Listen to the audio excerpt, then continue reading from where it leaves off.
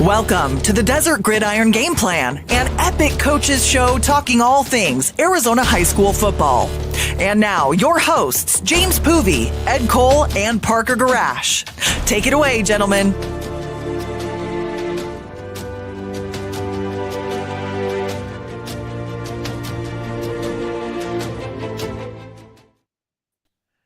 Good evening, ladies and gentlemen. We welcome you in for the season finale of the inaugural season, that's a mouthful, of the Desert Gridiron Game Plan right here on the Epic Sports Network. James Poovey coming to you live alongside my broadcast partners, Mr. Ed Cole and Jamal Gumo, kind enough to join us once again this evening. Gentlemen, we got 2 full hours of state championship games to preview. We're going to start with the 4A, go right into the 5A, 6A, and then we'll cap it off later on in the show with the Open Division Championship. I'm excited to talk state championship football with you guys tonight.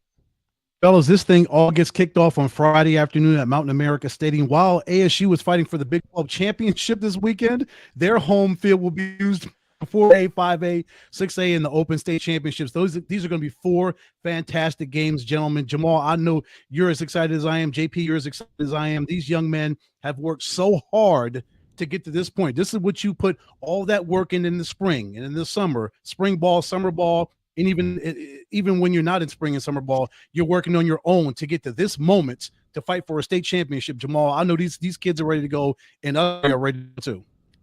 Yeah, like you said, this is something that they've been building up to the entire season. And quite frankly, I mentioned it last week, there are a few weekends that are really more exciting than this one here, especially here in the Valley, than championship week in high school football. Like you said, something that they've been working for since August, since even before that in June and July in the summer months. So this is definitely going to be exciting talking to these guys and see how they're getting ready to go into the big game. 7 of the 8 teams competing this weekend have confirmed to join us here on the show tonight. There could be some challenges for some of those as they're probably wrapping up with practices right now, but we got a full show ahead for you here tonight. We're going to go 2 full hours. We're going to start out previewing the 4A state championship, and that features the Micah Mountain Thunderbolts and the Arizona College Prep Knights. We had Arizona College Prep on Thursday night kickoff down in Casa Grande as they battled the Vista Grande Spartans. And Ed, this team looked really good back then about the midway portion of the season, and they just continued to get better. Oh yeah, they have 12-1 in the season, 5-0 in the Great Desert. They've won 12 straight since they had their opening loss to Crown Point way back in August/September. So they are on a major roll, and of course, Micah Mountain, they're unbiased. They're 13-0. Before the show, folks, just JP and Jamal and I were kicking it around the fact that Micah Mountain has only given up 78 points in 13 games. So you do the math, that averages to 6 points a game, Jamal. So their defense is on fire. They've had 4 shutouts this season, 3 straight early on in the season. So defensively, they're strong, and offensively, they're going to be good too. So it's going to be a major test for ACP to go up against the Thunderbolts. Yeah, it's going to be exciting. Like you mentioned, ACP 12-1 after losing their first game of the year and really dominating the rest of the year. No game has been within 2 possessions, and Micah Mountain's given up 6 points a game and 78 points total over the years. Something's got to give. Something's got to give in this game, and it's going to be exciting to see who gives and who doesn't.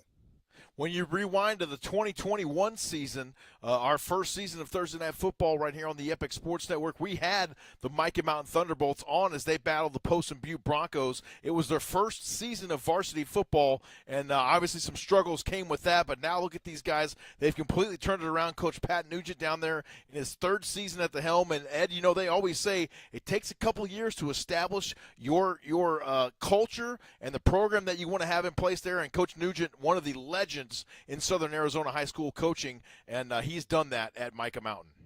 And he's got them rolling. They've outscored Coconino, Thunderbird, and Yuma Catholic in the playoffs, 107-38. Their rushing game has been great in all 3 games, Jamal. Almost 600 yards rushing, 4 rushing touchdowns. Jaden Thorison's thrown for 7 touchdowns in the playoffs. So that young man's been on fire like he had all season long, 26 touchdowns, 2 interceptions. I'm excited to see what he can do. I want to see what Evan Heinrich can do at ACP's quarterback. So all 8 of these football teams have outstanding quarterbacks, but at least in these 2 games, you've got 2 really good young quarterbacks that are going to sling the football. I just want to see who's going to throw more and whose running game is going to be stronger than the others. And you mentioned it, Ed, that run game is strong. They have almost 2,000 yards on the season total and 6 yards a carry. That is a very, very good key to success. And again, you guys mentioned it's a young football program. This football program has not been around for a long time. And it's really all about the players buying into the culture, playing for each other, building the chemistry, all 11 doing their job. And once you have them doing that at a high level, you see what they've been able to do. And here they are in the championship game. And, guys, how special must it be to be one of the seniors on this Micah Mountain football team, to have been there since day one? Really, you're going to go down in Micah Mountain football lore forever. And one of those guys, the defensive end, he's supposed to be joining us here, but like I said, they might be running a little bit late with practice. Jimmy Leone has had himself a magnificent season. Let's talk about this stud defensive end for a minute as we take a look at his film right here. Oh, Jamal, this young man, just on the offensive and defensive side. On the offensive side, kid's got 399 yards receiving, almost 400 yards, 14 touchdowns to air. But on defense, man, he is a monster. 62 tackles, 22 and a half TFLs, folks. Yes, 22 and a half. Young man gets after quarterback, running backs, 16 sacks and 2 interceptions. What more what couldn't Jimmy Leone do for the Micah Mountain Thunderbolts, JG? Yeah, Jimmy Leone has been fantastic. Really, not only this season, but last season as well. He has 33 total sacks over the last 2 years. The definition of consistency. This guy is an absolute monster. He's playing tight end on the other end. He has just about 400 yards receiving this year. And not only that, he's a two-sport athlete. So he's ridiculously athletic. He plays not only football, but basketball as well. So he's a ridiculous athlete. He's making plays, and the impact he's had on this team has been absolutely ridiculous this year. You guys talk about quarterback Jaden Thorson doing a really good job down there this season for the Micah Mountain Thunderbolts. Their third season of varsity football, but we know that in these playoff games, especially a state championship game, a lot of this comes down to the performance of your defense and how they're able to get stops when necessary in the football game, Ed. Yeah, we talked about it. Just outscoring Coconino Thunderbird and Yuma Catholic. The three teams they faced in the playoffs, they gave up 38 points to those three football teams. So their defense has been on high alert, knowing they've got to step their game up, Jamal. Once you hit that second season, there's no time to slack off and just rest on your laurels that you were 10-0 going into the playoffs. No, here's where you really got to put the work in, and you got to step your game up even more, because here's where the situation is like this. You lose, you're out. You win and you move on. It's just one and done. It's just that simple. Yeah, really. This is December. This is the time to really kick it into gear, especially defensively. Micah Mountain not only have they been able to get stops, they turn the ball over. They have 17 interceptions on this year, so they're able to turn the ball over and put their offense in good field position. And for them to be able, and the success they've had running the ball and throwing the ball with their quarterback has been successful, and especially when you get the ball on the opponent's side of the field with the turnover. Guys, the rise of Tucson area football over the past couple seasons has really been tremendous. We've been down to Cienega a couple times to see the Bobcats play. Tucson High is having a great season this year. We had them on Thursday Night Football a couple years ago, just 2 years ago, I believe, when they came up to town to battle the Dobson Mustangs, and they had quite the struggles that night. But Tucson, the Badgers have turned that thing around, and Southern Arizona football has really been on the rise over the past couple seasons, Ed. And there's just so much talent in Arizona, isn't it, fellas? JG and JP, so much talent football, not just in football, just across every sport, baseball, basketball, golf, whatever you want to out there. There is immense talent in this state that these teams and all these different high schools have to pick from. And we see it with Micah. They just as you mentioned, they're a young football team, JP, but they bought into the system. They bought into the culture that they're building down there with the Thunderbolts. And look where it's got. They're fighting a state championship on Friday afternoon in Tempe against AZ College Prep, 13-0. What more could you ask for if you're a Micah Mountain fan? And I think that's the biggest thing. But, Ed and JP, you guys both mentioned it. These kids have bought into the system. They've bought into the culture. And if not all 53 guys, or however many, I'm not sure exactly how many players on the roster, but if every guy doesn't do that on the roster, there will be no success that follows behind that. Who's going to buy in? Who's going to work hard? Who's going to outwork their opponents this year? It's all about how bad do you want it. And with the Thunderbolts, they've just wanted it more than everybody else they've played, and they've shown that throughout the entire season, JP. And it's been awesome to watch, especially from a young football program who, again, has not been around for a very long time. So the growth that they've shown within a short period of time has been absolutely impressive. And how about the job that Coach Pat Nugent has done there with that program? It's got to be special for him as well, be able to take something from the start and mold it into what he wants it to be. He had a lot of time down at Canyon del Oro, also spent some time at the helm for the Cienega Bobcats. And you got to really give a lot of credit to Coach Pat Nugent, and not only him, but his staff that he's put together there at Micah Mountain, Ed. It is about biding your time, right? And then your time will eventually come where you get to the system that truly works for you, and you can put your mark on your stamp on there, which Coach Nugent has done with Micah Mountain. He's got them number 4 in the 4A, and they're just a mere 4 quarters, if not more, away from the state championship, and they would cap off a perfect 14-0 season. That is so exciting. I just love this time of the year to see these young men and the coach staff and everybody that's involved with these football programs, JG, that they are able to come to this point, to the penultimate part of their season where they could possibly win a state title. You know, guys, obviously when we watch the games, we look at the players and see how well they're playing and see what they're doing. But I think the coaches have to work just as much or even harder than the players do. Everything that goes on away from the game, the film, the studying, the things that the coaches have to do, obviously starting with Coach Nugent, but going down the entire coaching staff, the film that has to be watched, the studying that has to be done, the game plan, that starts from day one. That just doesn't happen overnight. And so the work that Coach Nugent has done with this program has been absolutely fantastic. And it's really been really nice to grow or see them grow as much as they have. Once again, obviously the success they've had this year going into the championship game, but it's been awesome to watch for sure. No doubt about it. It's going to be an exciting game this Friday afternoon. That 4A state championship kicks off at 4 p.m. over at Mountain America Stadium on the campus of Arizona State University. And the Micah Mountain Thunderbolts will take on our next guest, the Arizona College Prep Knights. We had them on earlier this season when they battled the Vista Grande Spartans down there in Casa Grande. They came away with the win. And as we mentioned, guys, this team has done nothing but improve week after week after week. And Coach Vaught has done an amazing job down there with the Arizona College Prep Knights. Oh, yes, sir. Again, 12-1. They won 12 straight, so they're on a big-time roll. Haven't lost since their season opener to Crown Point. Their defense is just as good as Micah Mountain's. They're giving about 17 points a game, so it's going to come down to which defense is stronger on Friday afternoon down in Tempe. Is Mountain, can they hold up to what they've done all season long? I don't think they're only going to give up 6 points to ACP. It's a team that's averaging almost 50 points a game on offense. This high offense that Micah Mountain is going to have to try to slow down. They won't totally eliminate them, JG, but they're going to have to try their best to slow down Evan Heinrich and Masso and Ashton Sanchez, all these guys on offense that can just absolutely destroy a defense. Yeah. You guys mentioned it. The first game of the season, they lose 42-7. The rest of the games throughout the year, not a single game has been within 2 possessions. I don't think people realize how insane that is. Not a single game has been within 2 possessions all the way up until this week. This team has been absolutely dominant all year. The way they were able to bounce back from that first loss and the leadership that Coach Vaught has shown this year.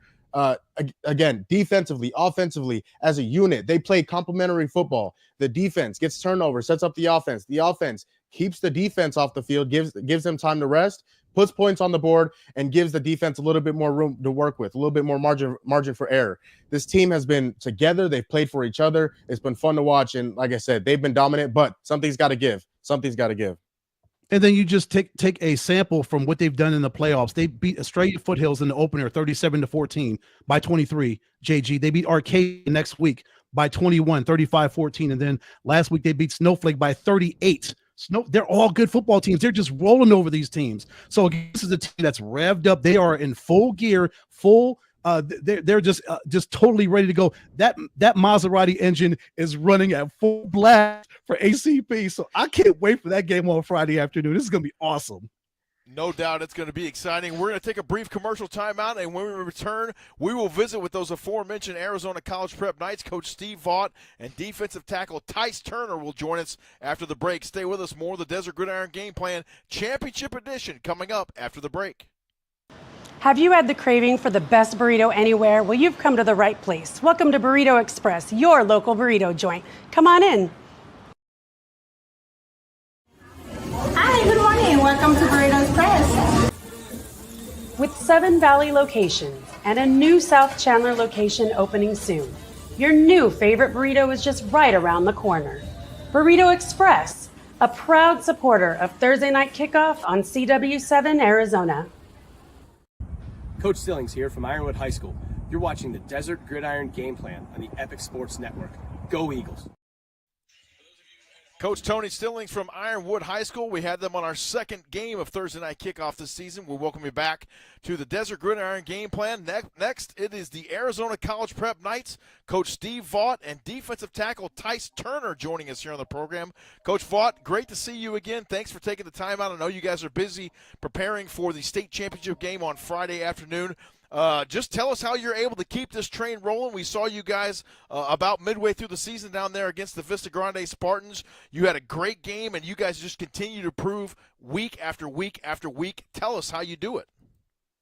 It's all the kids, the work that they put in the weight room, the work that they put in the classroom and their film study, as well as on the practice field. And, yeah, it's just been the improvement week by week, and really happy with the fact that they're putting in the work and they're seeing the results.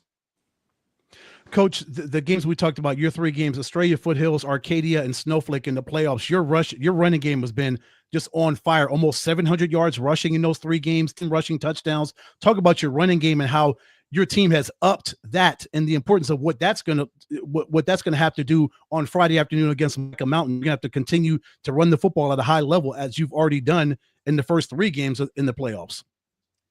Yeah, our offensive line is the engine of our offense, and they've done a phenomenal job all year, both in the run game as well as protecting Evan Heinrich and keeping him upright in the pass game.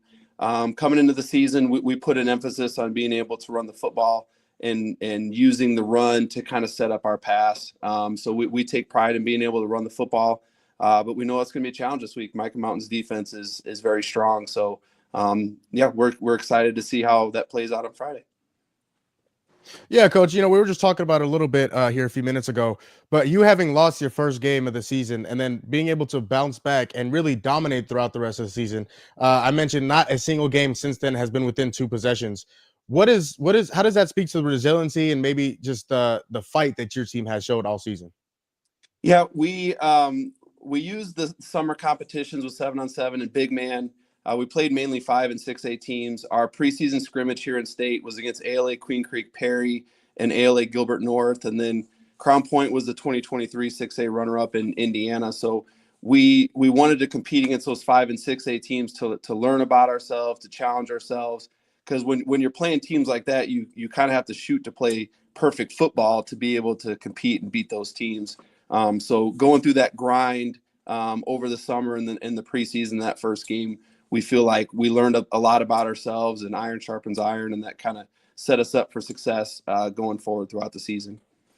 Coach, you brought one of your stud defensive tackles along with you, Mr. Tice Turner, joining us here on the program as well. We're going to run some of his film here. Tell us what he means to the ACP defense, who is going to have to come up big on Friday against those Micah Mountain Thunderbolts. Yeah, again, like we said, the offensive line is the engine of our offense. Our defensive line is the engine of our defense. Cam Mitchell's right around 100 tackles right now at linebacker, and a lot of that has to do with guys like Tice Turner and Latha Watt and Blake Barrington and Jesse Myrick taking on the double teams and getting hands on those linemen and not letting them get up to the second level so linebackers behind them can make plays.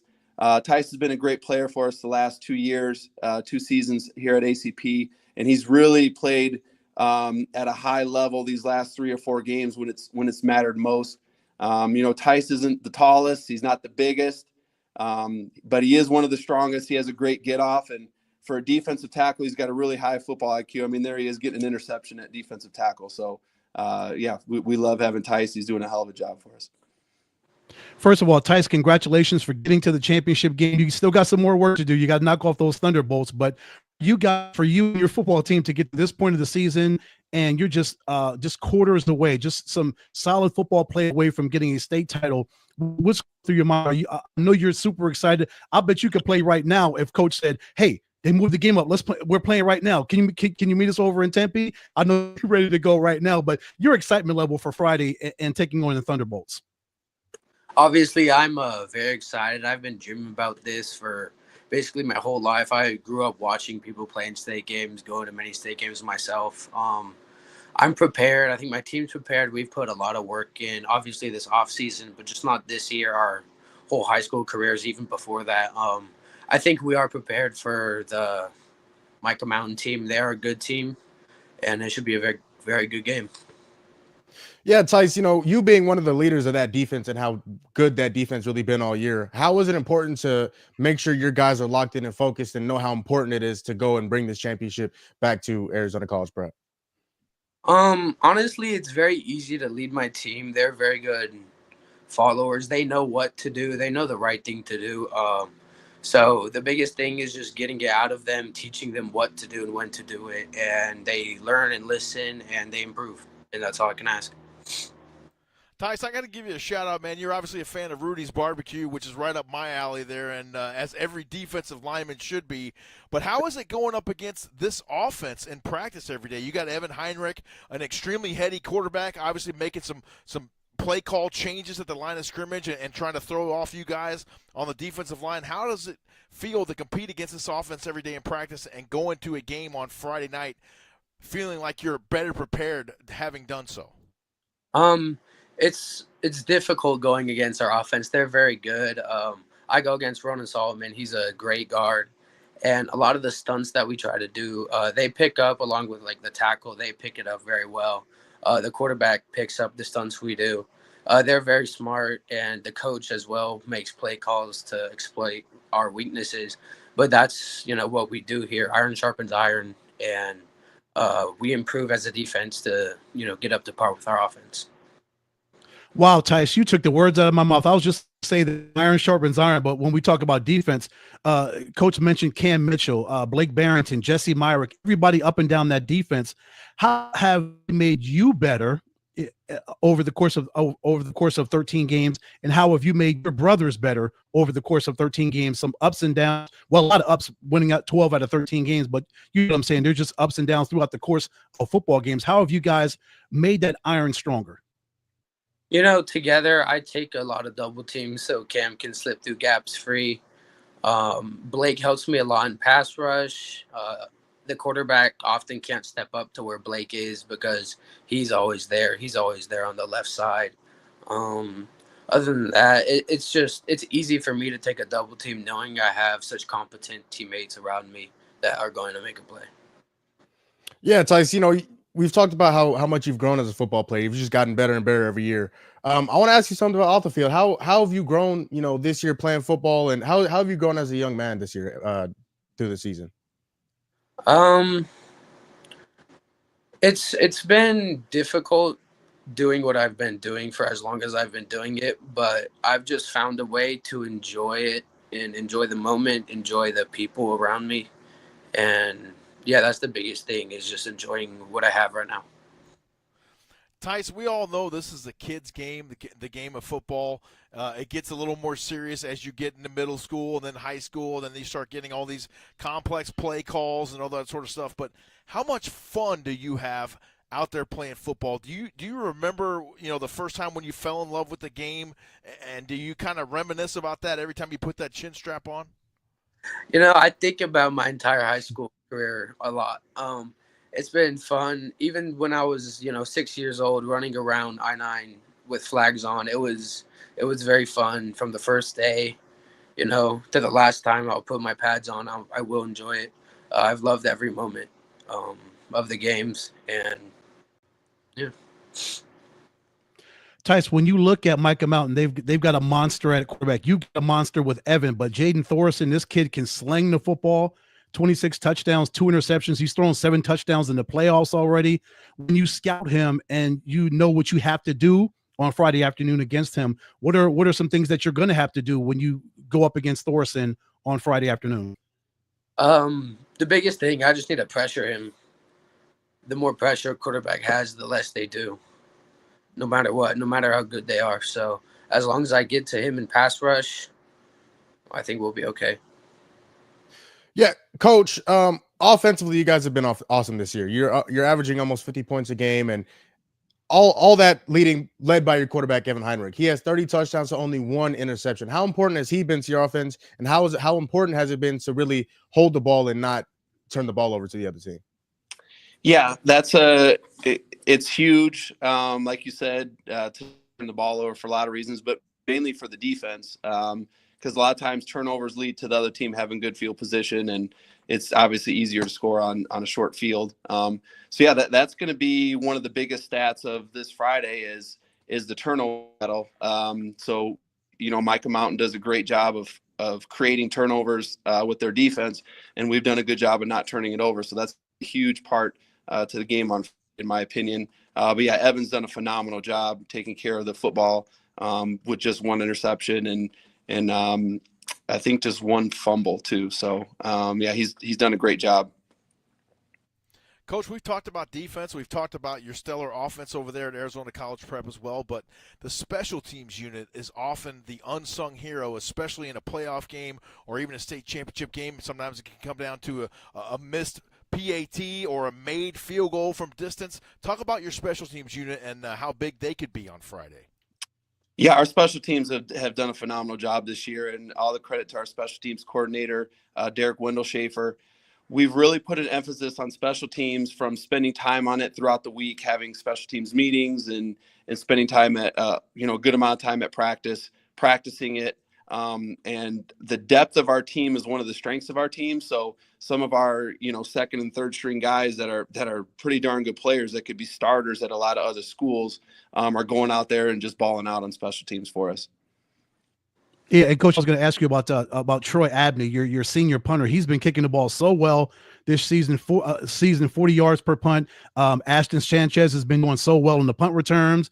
Max Sasso, great on the kickoff return. So it will take a full village on special teams to get a victory as far as field position and proper placement of the field position. If Troy is kicking the ball really well, he's forcing Micah Mountain into less than favorable field positions, and then Aiden and Ashton and Max are doing their thing on kickoffs and punt returns. So it's all going to take an entire group to make this thing happen on special teams. No doubt. Fortunately, we haven't had to punt a lot this year. So there was actually quite a few games where Troy didn't step on the field at all, and he wasn't happy about that. But we had to keep reminding him that's a good thing for our team that he's not there. But over the last 4 games, we've had to punt it a few times, and Troy to go. And last week against Snowflake, 2 really, really good punts that had good yardage and also pinned inside the 10. And one was pinned inside the 10. So yeah, he's ready. He's in a good little groove for us. Coach, earlier I asked you about your offense being able to protect the football. Defensively, you've gotten 34 turnovers on the year so far this year, and you've obviously done a very good job getting the ball back to your offense. How important is it to actually get the ball back to your offense and very good field position? Yes, no doubt. For the same reasons that we talked about earlier.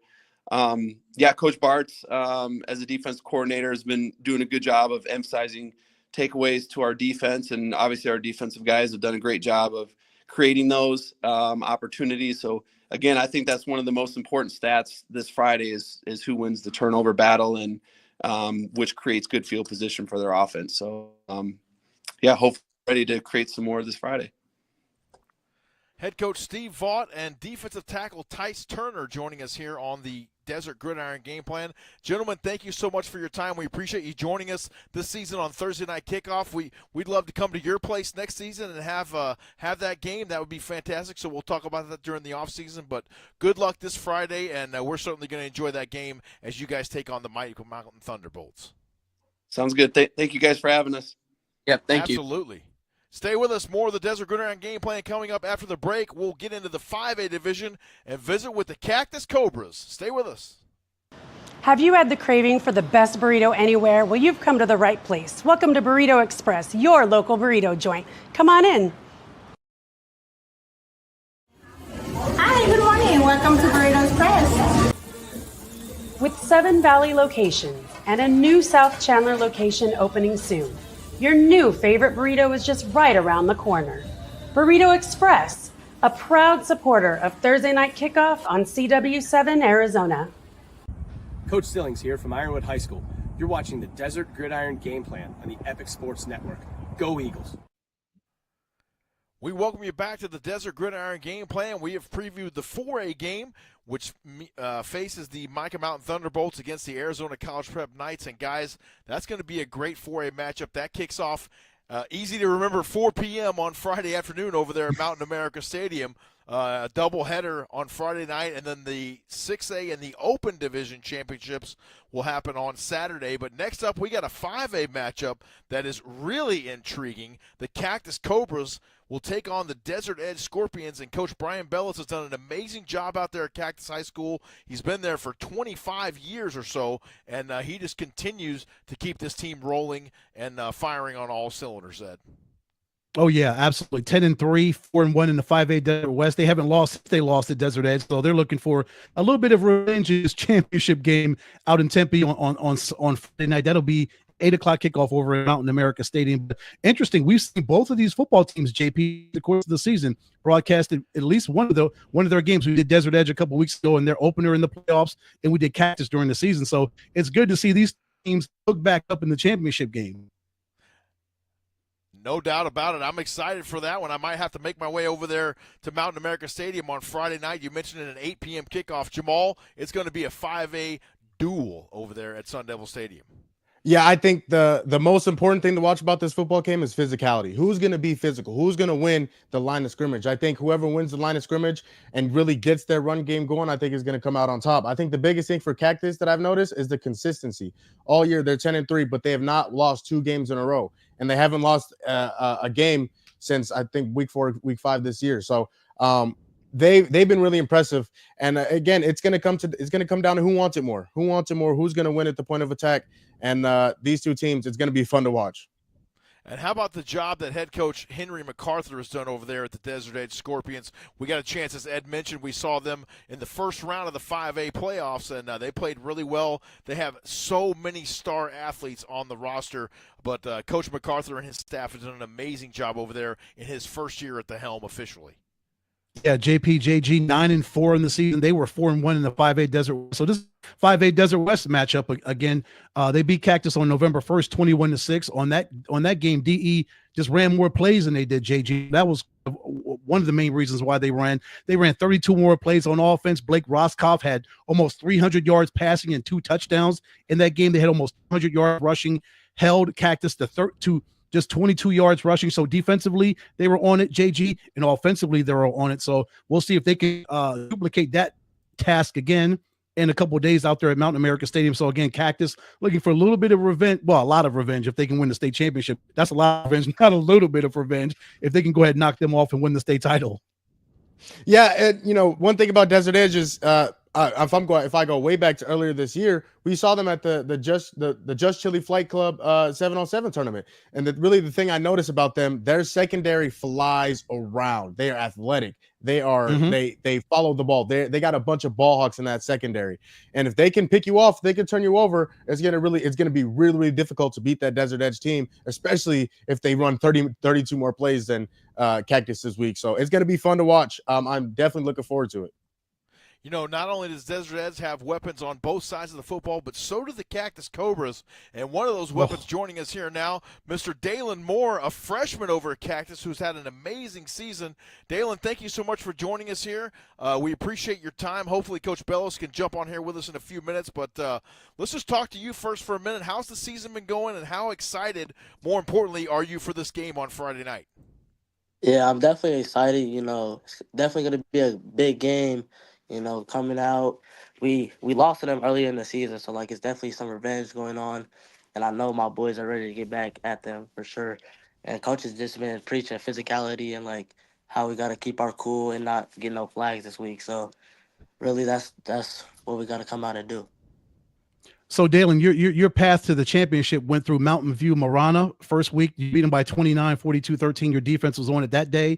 The next week, you beat Kellis 21-6. We saw that game. Defense was up again. Then last week, you had a really good stiff test against the number 1 seed at ALA Gilbert North. That was a good one. So you had 2 blowouts, and then you had a close game that you had to pull out over the top seed in the 5A for ALA Gilbert North. Just how's this path been throughout these last 3 weeks to get to the state title? I know you're excited, but still, you've had some really good football teams that you faced over the last 3 weeks.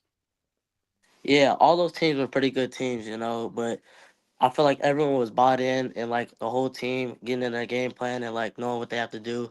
So already knowing what their key pointers are when they come out on the field. So I feel like we're ready for this one.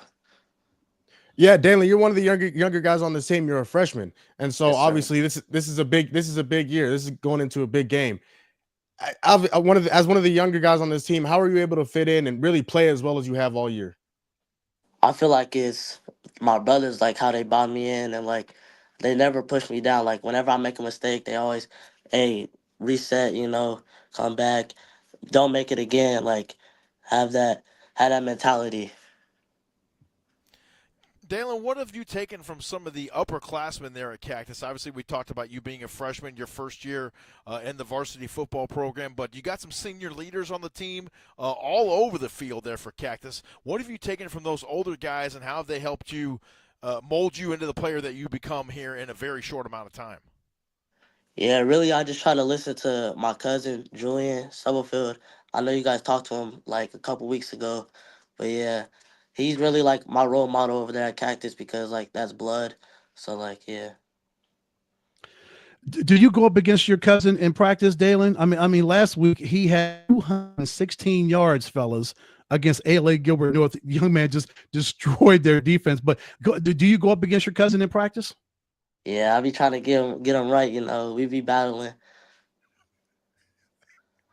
Yeah, Dalen. I mean, you've played well all year. You have 2 interceptions. You have 7 pass deflections.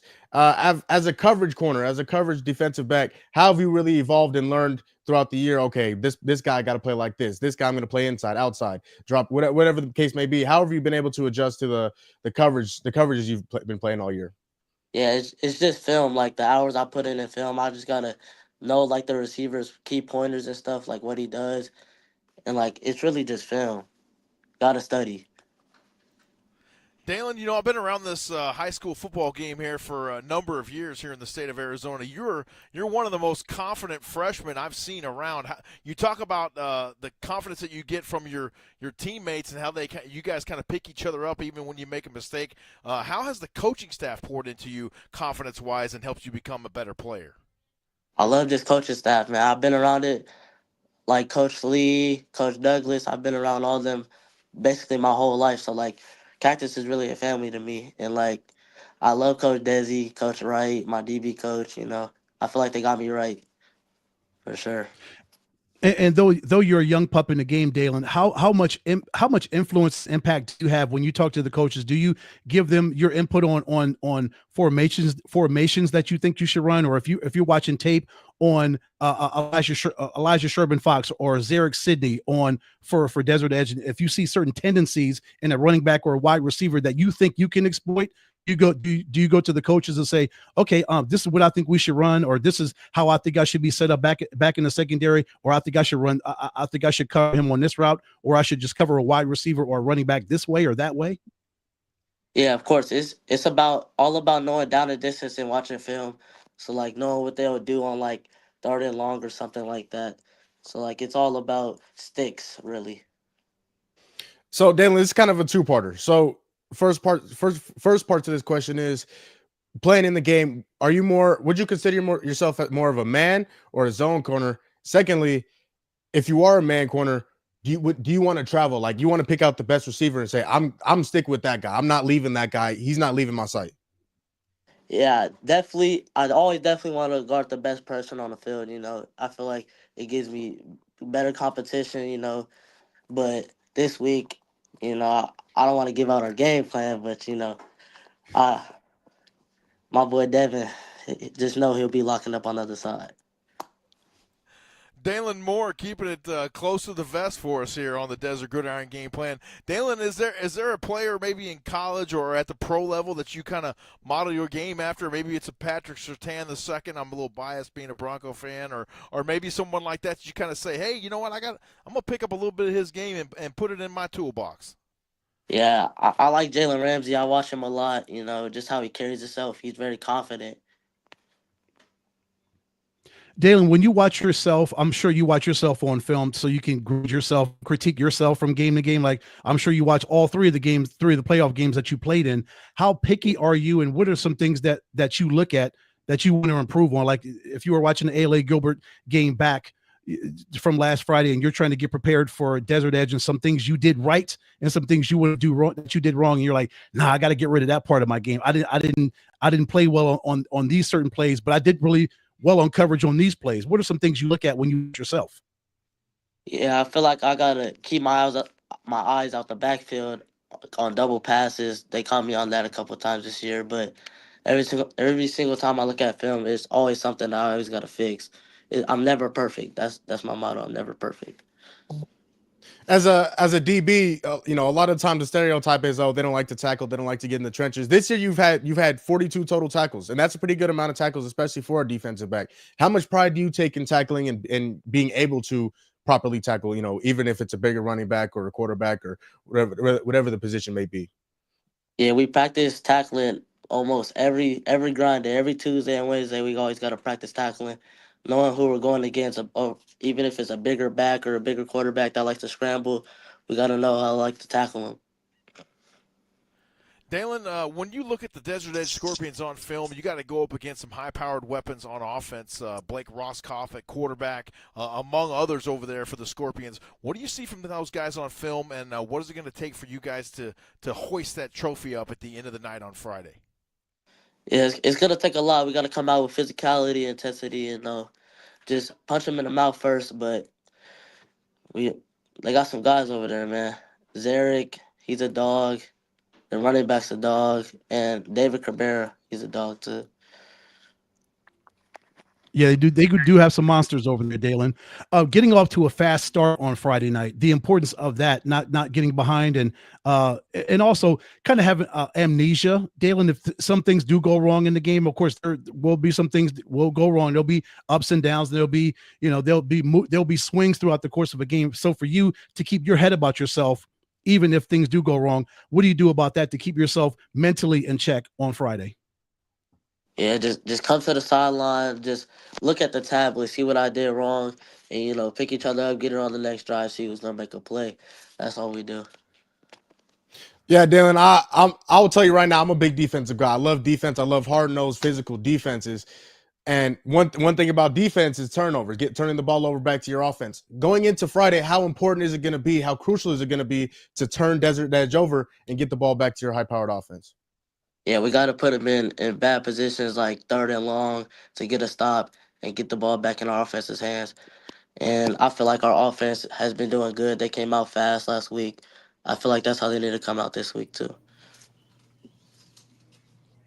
Coach Brian Bellis joining us here in the last 2 minutes we have with the Cactus Cobras. Coach, thank you for jumping on here with us. We certainly appreciate it. Give us your thoughts on this 5A state championship game coming up this Friday night against Desert Edge, and what it's going to take for your Cobras to keep things rolling. We've had the pleasure of visiting with you for 3 weeks in a row now as you guys just keep that train rolling. What's it going to take on Friday night to get this done? It's going to take a remarkable effort. They're just a really talented team. That's really deep, really fast, really athletic. We definitely got our work cut out for us. The first game didn't really go the way we wanted it to, but we're glad to be here. We're excited about the opportunity, and we're going to go out there and give it our best Friday night. In the last minute we have with you here, Coach, tell us about the week of practice so far and how it's been going. It's been good. The kids are obviously dialed in. I mean, it's for these seniors. It's their last Monday practice. It's their last Tuesday practice. They made it to the end. But everyone knows what's at stake. So obviously the idea of being locked in and all that stuff is there. You don't need to do a whole lot of motivating when a state championship's on the line. Coach Brian Bellis and defensive back Dalen Moore joining us here from the Cactus Cobras. Gentlemen, congratulations on advancing to the 5A state title game. That'll kick off at 8 p.m. on Friday night as you guys battle the Desert Edge Scorpions. I'm going to do my best to get out there and hopefully be on the sidelines for that one because it should be a battle royale, no doubt. Thank you for your time. Thanks for having us out at your place last week for that playoff game, and we look forward to catching up with you guys again in the very near future. Yeah, thank you for having me. Appreciate it. Absolutely. Dalen Moore and Coach Brian Bellis joining here. Stay with us. We'll be right back, and we'll catch up with those Desert Edge Scorpions on our next segment of the Desert Gridiron Game Plan. Have you had the craving for the best burrito anywhere? Well, you've come to the right place. Welcome to Burrito Express, your local burrito joint. Come on in. Hi, good morning. Welcome to Burrito Express. With 7 Valley locations and a new South Chandler location opening soon, your new favorite burrito is just right around the corner. Burrito Express, a proud supporter of Thursday Night Kickoff on CW7 Arizona. We welcome you back here on the Desert Gridiron Game Plan. The first half of the 5A state championship game has been previewed between the Cactus Cobras and the Desert Edge Scorpions. Joining us now, head coach Henry MacArthur and defensive back extraordinaire who is also committed to play football in College Station, Texas for the Texas A&M Aggies, Jamar Beal Goins, one of the fastest athletes in the Grand Canyon State, joining us here on the program. Coach, thank you so much for taking the time out. We know you're getting ready for an epic Friday night coming up out there at Mountain America Stadium. You've had 2 days of practice now. Just tell us your thoughts and feelings on how the team is doing right now and your preparations for Friday night.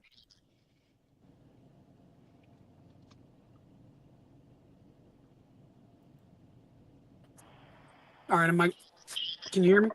We got Yeah, you. you're on, Coach. All right. No, I think the guys have been super locked in. This is really important to them. They know that the job is not done. We have one goal in mind. That goal has not been met.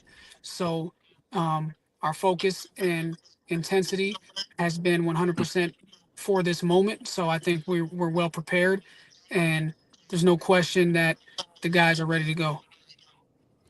Coach, going back to the Verado game last week, of course, you played them a couple of weeks ago, lost by 7 to end the season. Otherwise, you could be on a 9-game winning streak if it weren't for that 7-point loss.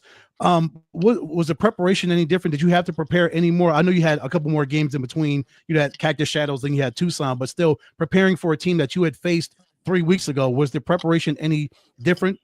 Obviously, considering it's still a rival inside of your section too.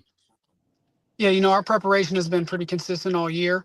I think we knew what we did wrong as a staff, and I think the guys knew what they did wrong execution-wise in that game. We turned the ball over 3 times. I believe we lost 3 fumbles within their 10-yard line. We let them make a huge drive, the first drive, where we had 4 penalties that gave them first downs. So we knew we had a lot of self-inflicted rules, and we knew we had to play Desert Edge football to get a win, and that's what we did this past Friday. Yeah, Coach, you spoke to the fight in the heart of this team. You guys started off 1-3 at the beginning of this year after the first 4 games, and then since then you've won 8 out of the next 9. Can you just speak to the resiliency and once again the fight that this team has? Yeah, I think that's what sets this team apart. Mental toughness, resiliency, like you said, resilience. The ability to fight through adversity. We've had ups and downs on both sides of the ball. We've had injuries. We've had a lot of things we had to overcome, even dating back to the off season, just things that we had to overcome and work through. And I think it's kind of scarred us up and scraped us up and prepared us for this moment. Coach, you brought along one of your stud defensive backs, Jamar Beal Goins, one of the best athletes we've seen since covering Arizona high school football here. We're going to run some of his film here. Talk to us about what this young man has meant to the Desert Edge Scorpions defense. The scheme that we run is no secret. He's on his own. Both of our corners are on their own, playing man coverage pretty much all game long. And it takes an extreme skill set to be able to pull that off, and he's done it at an extremely high level. He's played corner for us. He's played on offense for us. He's returned punts and kicks. He scored on defense. He scored in the punt return game. He scored in the kick return game. I can't say enough good things about him. Obviously, before I became the head coach, and had to kind of relinquish a position. I've always coached corners my whole career, so Jamar and I have a special connection, and I just told him today with signing day coming up how proud I am of him because he's really worked himself into this situation where, he came in as a kid that was bright-eyed and new to the game and just wanted to learn, had never really played corner, and he's worked himself into a top 100 player in the country, the top player in the state of Arizona by all the recruiting metrics, a track champion, and he's getting assigned to one of the schools that that I think was a dream school for him as a kid. So he's earned that. None of that has been given to him. None of it has been handed to him. He's really scraped and clawed and worked off season, in season, fighting through injuries to get where he is. So I'm super proud of him. He knows that, and he's a big part of this defense that has been so special this year. Jamar, congratulations on all the accolades that Coach just put out there, all your achievements, brother. I'm so proud of you. I can't wait for you to get to College Station and tear it up over there at Texas A&M. But for you, the work ethic that you put in, that Coach talked about, to become arguably one of the best defensive backs, if not the best defensive back in the state of Arizona, not the country. That speaks to the work that you put in the offseason and over time, over the course of football. Talk about that, all the work that you have put in to be where you are, and just what all that means to you, for you to be at this point now that you're just one game away from winning a state championship, the work that you have put in, the blood, sweat, and tears to get you to this point, and then once you move on and then you head out there to Texas to play college football. Yeah, it means a lot to me.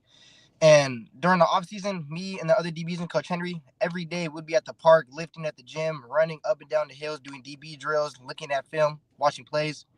And yeah, I'm really excited to be playing in this game on Friday. Man, Jamar, I've watched a bunch of Desert Edge football this year, and my favorite part about the entire football team is your guys' secondary. The way that you guys fly around and the confidence that you guys play with. Where does that come from? And like that exuding confidence that you play with, how important is it to play with that, and how much better does it make you as a player?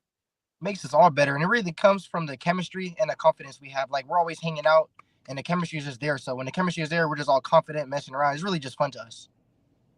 Jamar, I know you've got to be excited for tomorrow's signing day ceremony as well. Coach talked about A&M being a dream school for you. We all know that there's few environments like Kyle Field and College Station, Texas, to play football. What is it about A&M that makes it a dream school for you? And maybe tell us a little about your visit there and how that went. Yeah, the visit, it was really fun. The experience is crazy. And my family is originally from Texas, so I've always wanted to live there. And yeah. And Coach Elko, he's a really legendary coach, and he's a defensive coach, which helps me. I know you got some business to take care of on Friday, Jamar, but once you head out to College Station, what do you think are some things you're going to have to work on in your game to elevate you to that college level? Because, you know, high school and college, it's two different levels of football. What are some things that you think you're probably going to have to work on in the offseason to get yourself even better prepared for that Division I type of college football, Division I type of football? I would say my hand placement when going for a pick. And also, every DB can get better at the line, no matter who they are.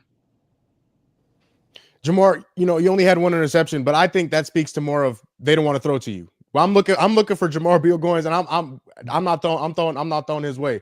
How much pride do you take in being that number one lockdown corner and looking to that other number one receiver and said, "You're not doing nothing today. Forget about your game." Yeah, it feels great, and it means a lot. And it's crazy to be in that position. Jamar, we've oftentimes felt the breeze as you've ran by on the track in front of us throughout the last few seasons here in the state of Arizona. How has it been for you? How has it made you a better football player, dedicating yourself to track as well and being a multi-sport athlete? I think it's helped me with my technique and running and also conditioning. I was just going to ask you about running the 100, the 200, and the relays. Man, I guess that would get you in proper football shape if you can handle all three of those, right? Yeah, and our track coach, he's always pushing us, and he's proud of us. He's always pushing us at practice every day. We're always going against each other. Yeah, Jamar, you know, so obviously you're fast, which means you've returned a few kicks this year, one of them being 99 yards. How fun has it been returning kicks and just being in that position to make an impact on the game in a different way other than playing corner? It's really fun. It's easy to me. Like, I get good blocks, I just see the hole, and it's go. And it's touchdown. Jamar, talk to us about Coach MacArthur and what he's meant to you as a football player and as a person, and the Carter brothers as well, who did a great job there out at Desert Edge as well for the last couple of seasons. Yeah, Coach Henry, it's my favorite coach. He's been there since day one, and he put me in a really good position to be ready for college, and he's really prepared me. Jamar, the challenge that you're going to have Friday against Zarek Sidney, David Cabrera, they got some weapons out there. Blake Roscoff, the quarterback there.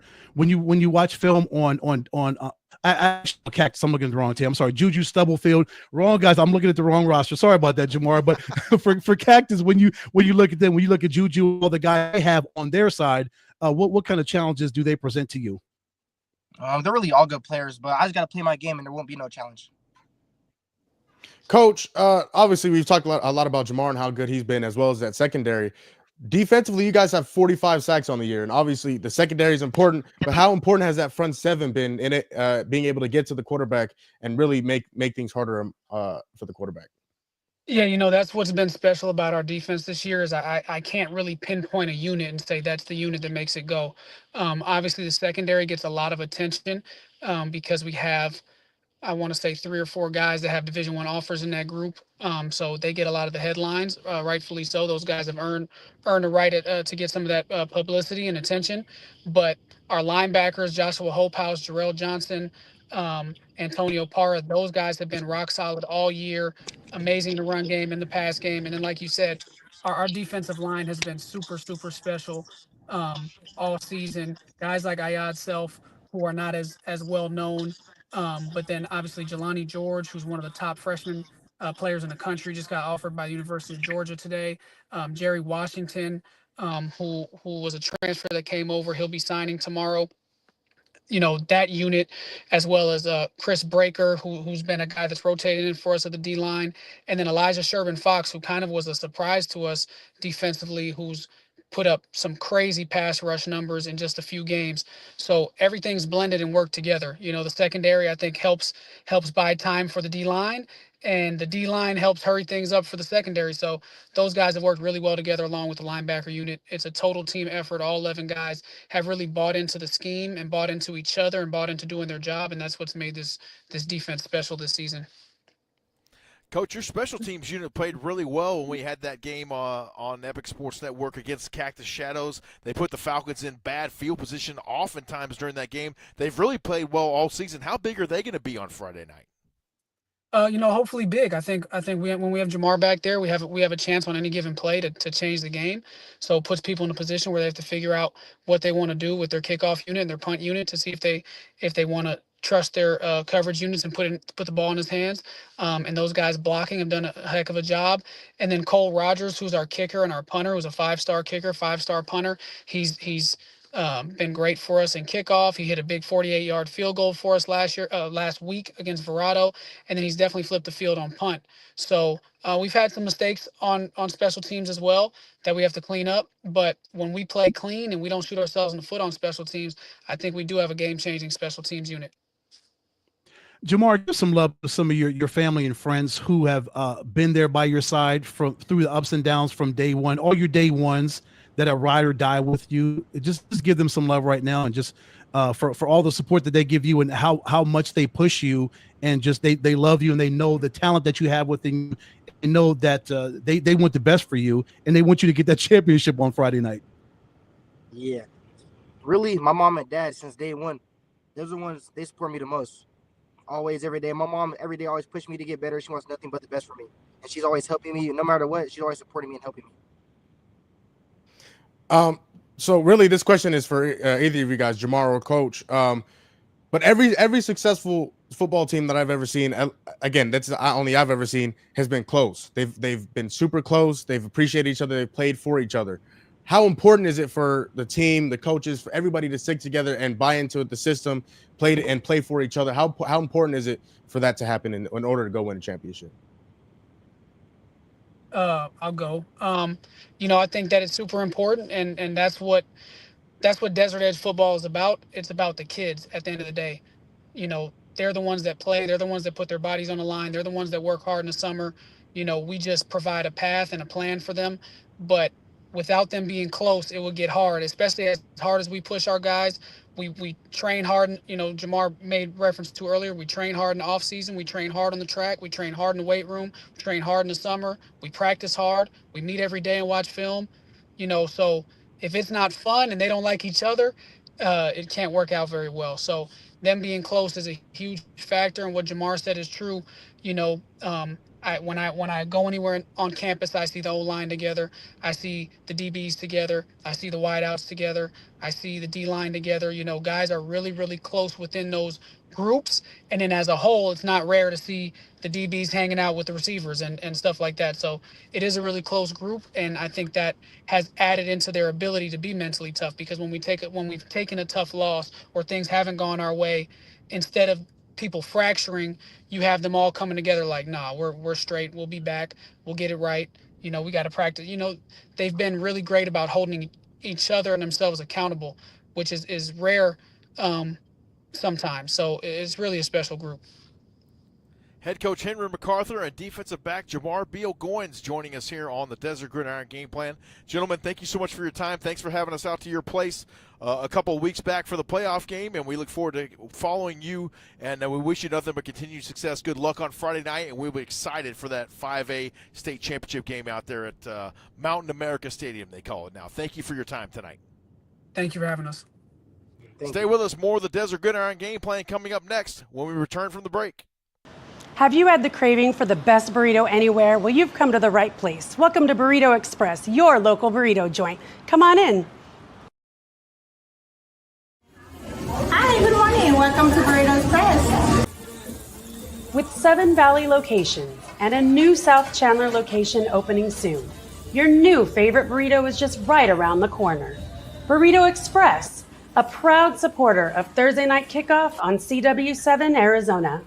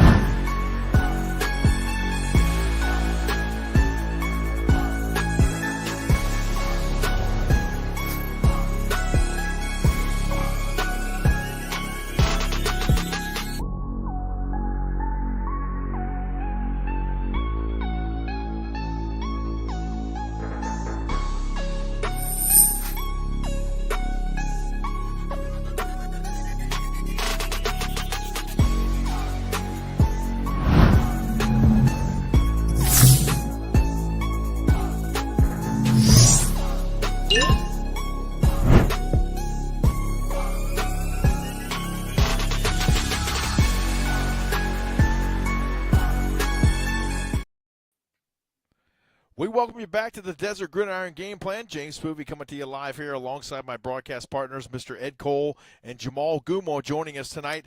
Gentlemen, we've previewed the 4A and 5A state championship games. Exciting stuff coming down on Friday night out there at Mountain America Stadium. But on Saturday, it all comes to a head as the 6A and Open Division Championships will take place.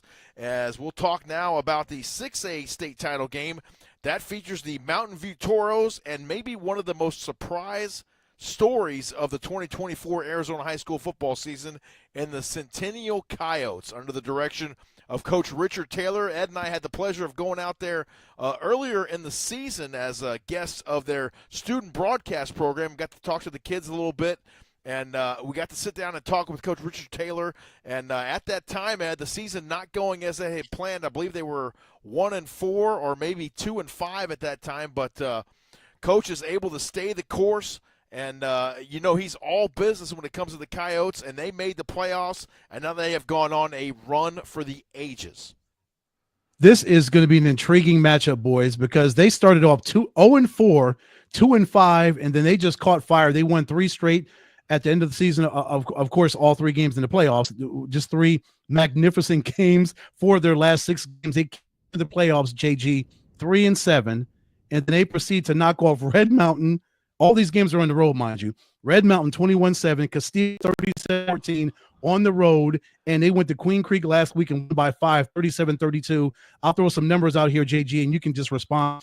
It is their running game that is powerful. In these 3 games, 731 yards rushing, 6 rushing touchdowns in these 3 games, 309 versus Steel, 292 against Queen Creek.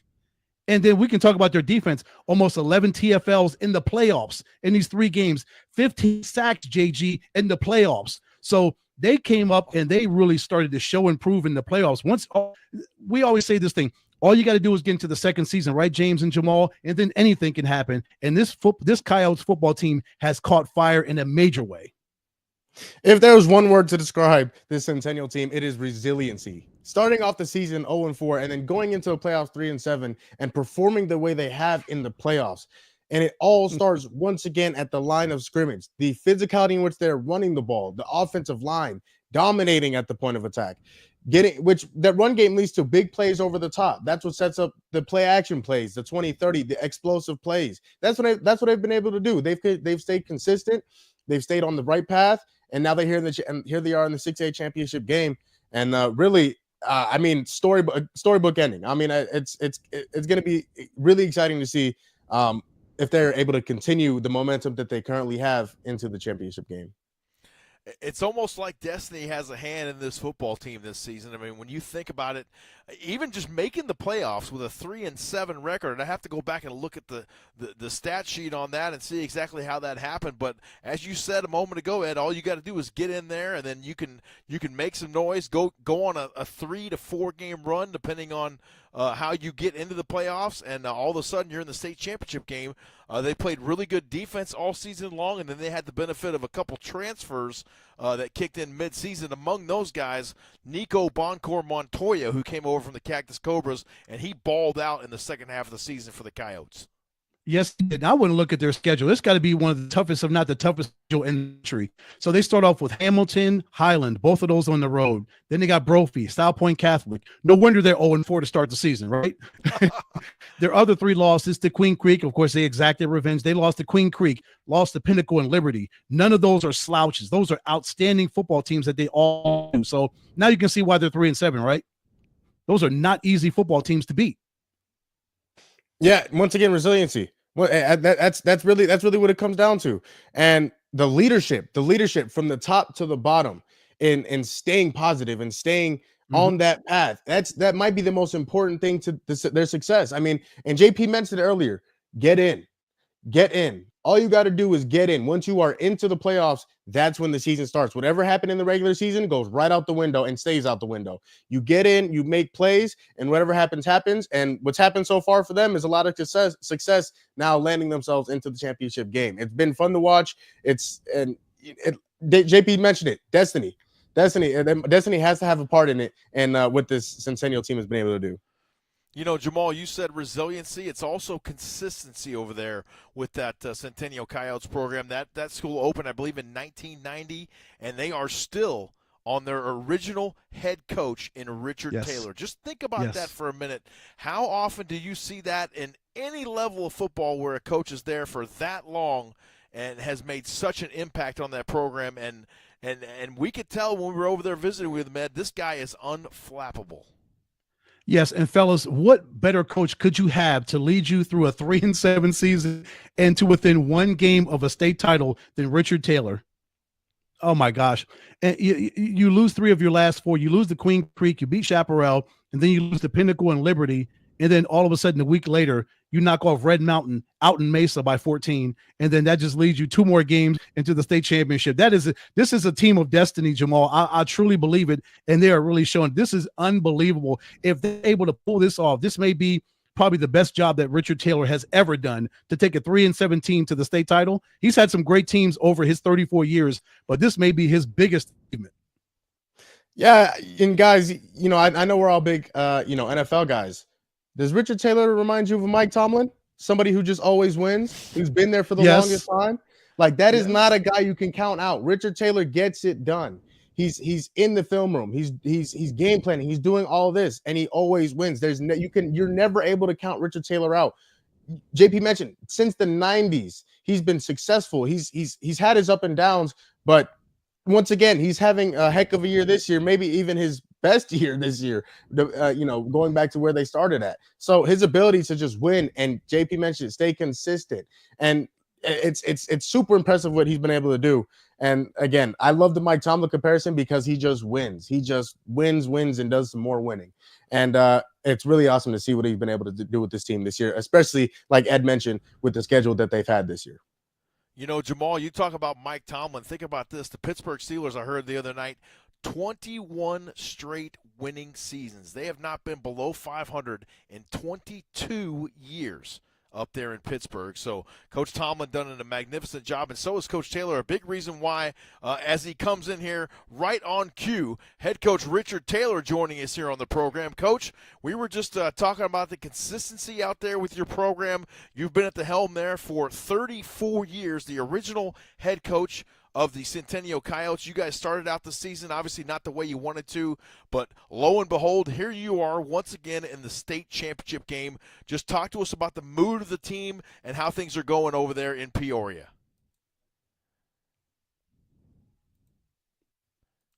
Yeah, unmute yourself, muted Coach. Right now, Coach. Unmute yourself.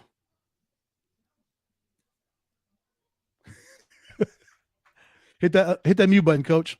He's trying to find it. He'll get it. He'll get it.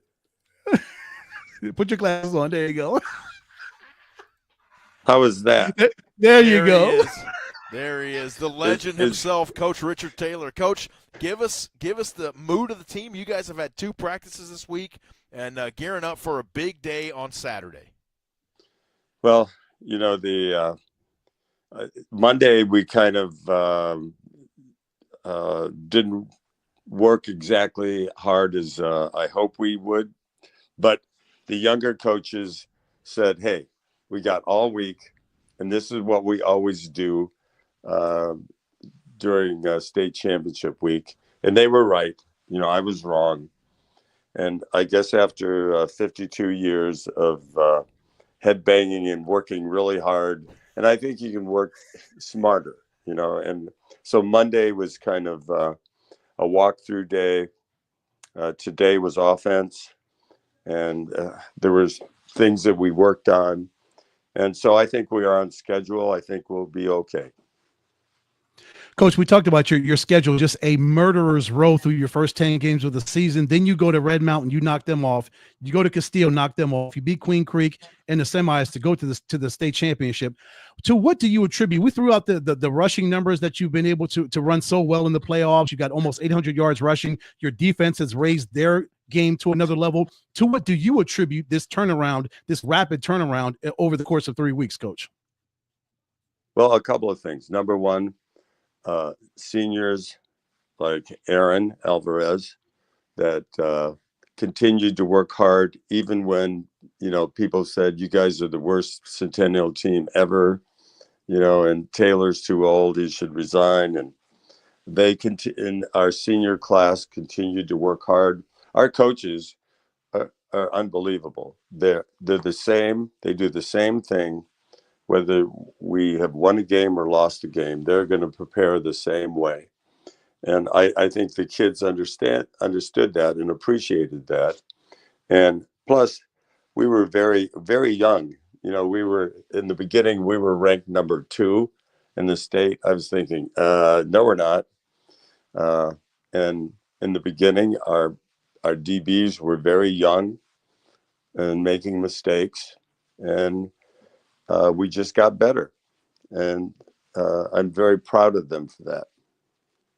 Coach, one thing I've harped on, especially, you know, over the course of the show, is the resiliency of the football team.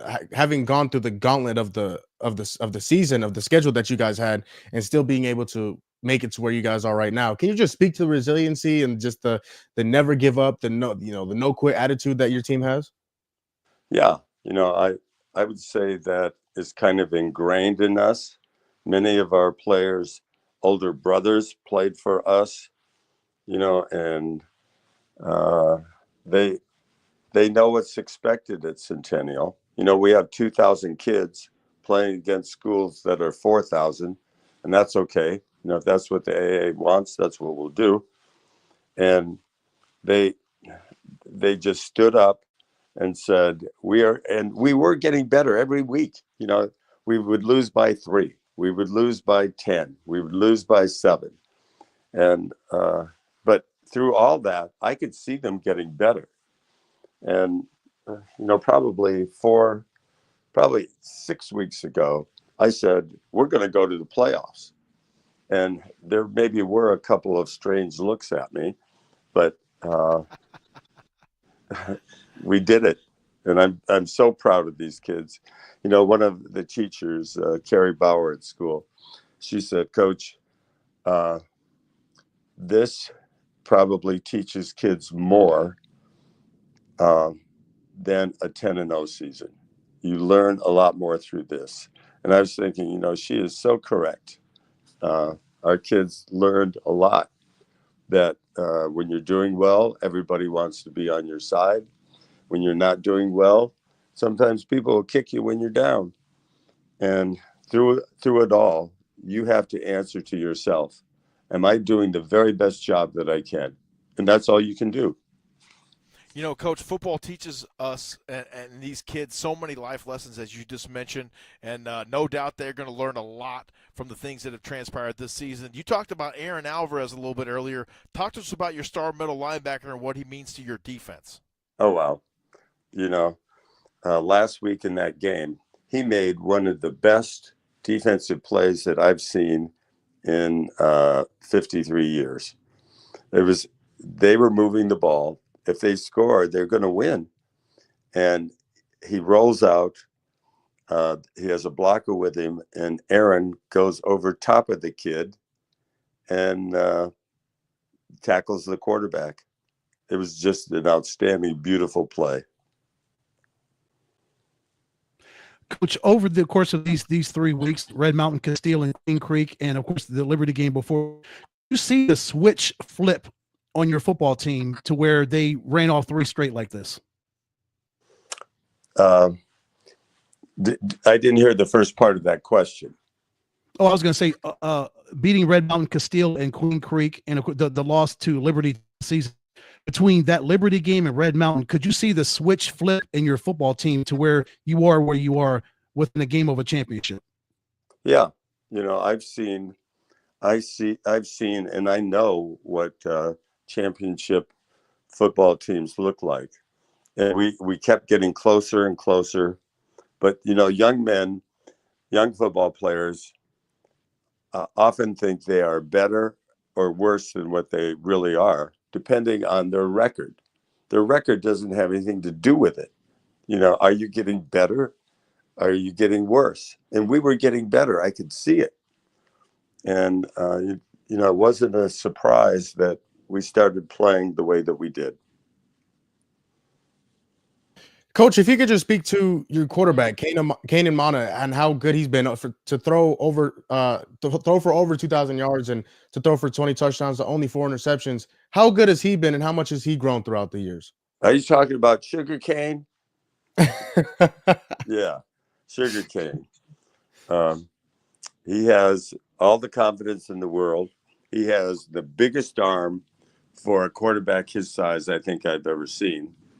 And I think he's really becoming a much better quarterback in that he doesn't have to pull the trigger on every win. Sometimes his job is handing the ball off and faking. Other games, his job is to pass 30 times. He needs to do what we need. And, with an arm like that, I was talking to Dan Minucci, and he said, I understand Sugar Cane. He said, I was him. I always wanted to show off my big arm. And eventually he said, in college, they said, we don't need to see your big arm all the time. Maybe sometimes you pass it to the tight end for 10 yards and let him run for 20 more. And that is where I think Kane is now. He's realizing he doesn't have to throw for touchdowns all the time. Keep the sticks moving. Coach, Andy Litton made the move from Horizon High School over to Mountain View this season, Coach, and has done a tremendous job there. When you look at those Toros on film, what do you see from that ball club? I see a very disciplined team. I see a big, huge team. You know, those boys have not missed too many meals. They are a pretty good size. And I see a very hungry team, you know, because when we opened in 90, in about 95, you know, I said, we need to up our schedule. And no one really wanted to play Mesa Mountain View then. And I said, we would like to play them. You know, first game, we played with them for about a half, and then they took over and controlled. But then I think the second or third year, we beat them, which kind of led us to being one of the first teams to start playing out-of-state teams, Bishop Gorman, St. Thomas Aquinas, Mater Dei. You know, if you're afraid to play the best, you'll never be the best. And that, I think, was important to us playing Mesa Mountain View years ago. Coach, you're going to face one of the best quarterbacks in the state, Brady Goodman. He wasn't far from 100% last week against Brophy, but he still threw for 350 yards and 3 touchdowns. He's got some monsters with Mikey Sumcole and Talon Arnett. Those guys came out and they showed improved against Brophy last week. What do you see from Brady, and what do you see from Mikey, Talon, that entire offense that Mountain View has? You know, that their receiving core is as good as we've seen all year. And their quarterback played on one foot and did that. You know, I knew it was hurting him. And yet he still had an outstanding game. Yeah. Mesa Mountain View is back with a vengeance. And they, you know, it's going to be a good game. I hope we can stay with them. Yeah, one of those offensive pieces on Mountain View is Reese Bodley, their running back, who has had over 1,400 rushing yards and averages over 130 yards a game. What's going to be the key to slowing him down? And when you do, what else does that, you know, create for your defense? Well, if they didn't have their quarterback and he was the running back, you know, I think we could design things to slow him down. But you've got a quarterback that can throw it a country mile and he can run. There's a lot to be concerned about there. And it's easy to see why they're playing in the state championship. Coach, we know you've been at this for 52 years. You mentioned to us earlier in the football season when we had the pleasure of visiting with you over there at the Centennial Broadcasting Studios there for the students. How much will you sleep over the next few nights, or have you done this for so long that you'll just, when it's time to shut it down and go to bed, you already know the game plan's in place and you know you've got those boys ready to play? You know, this is a very tiring week with everything that needs to be done, and also making sure that practices are going well. But when it's time to go to bed, I usually say my prayers and I'm off to sleep. Head coach Richard Taylor of the Centennial Coyotes joining us here on the program. Coach, it's been such a pleasure to get to know you this season. It's amazing. Good luck on Friday night. We knew when we were out there just in the first few weeks of the season that you have what it takes to get this team back on track, and you certainly did that. We've talked about it all show long. All you got to do is get into the playoffs, and then anything can happen from there. And we certainly wish you luck on Friday night. We're excited for that game on Saturday, when you guys battle the Mountain View Toros. Thank you for your time, sir.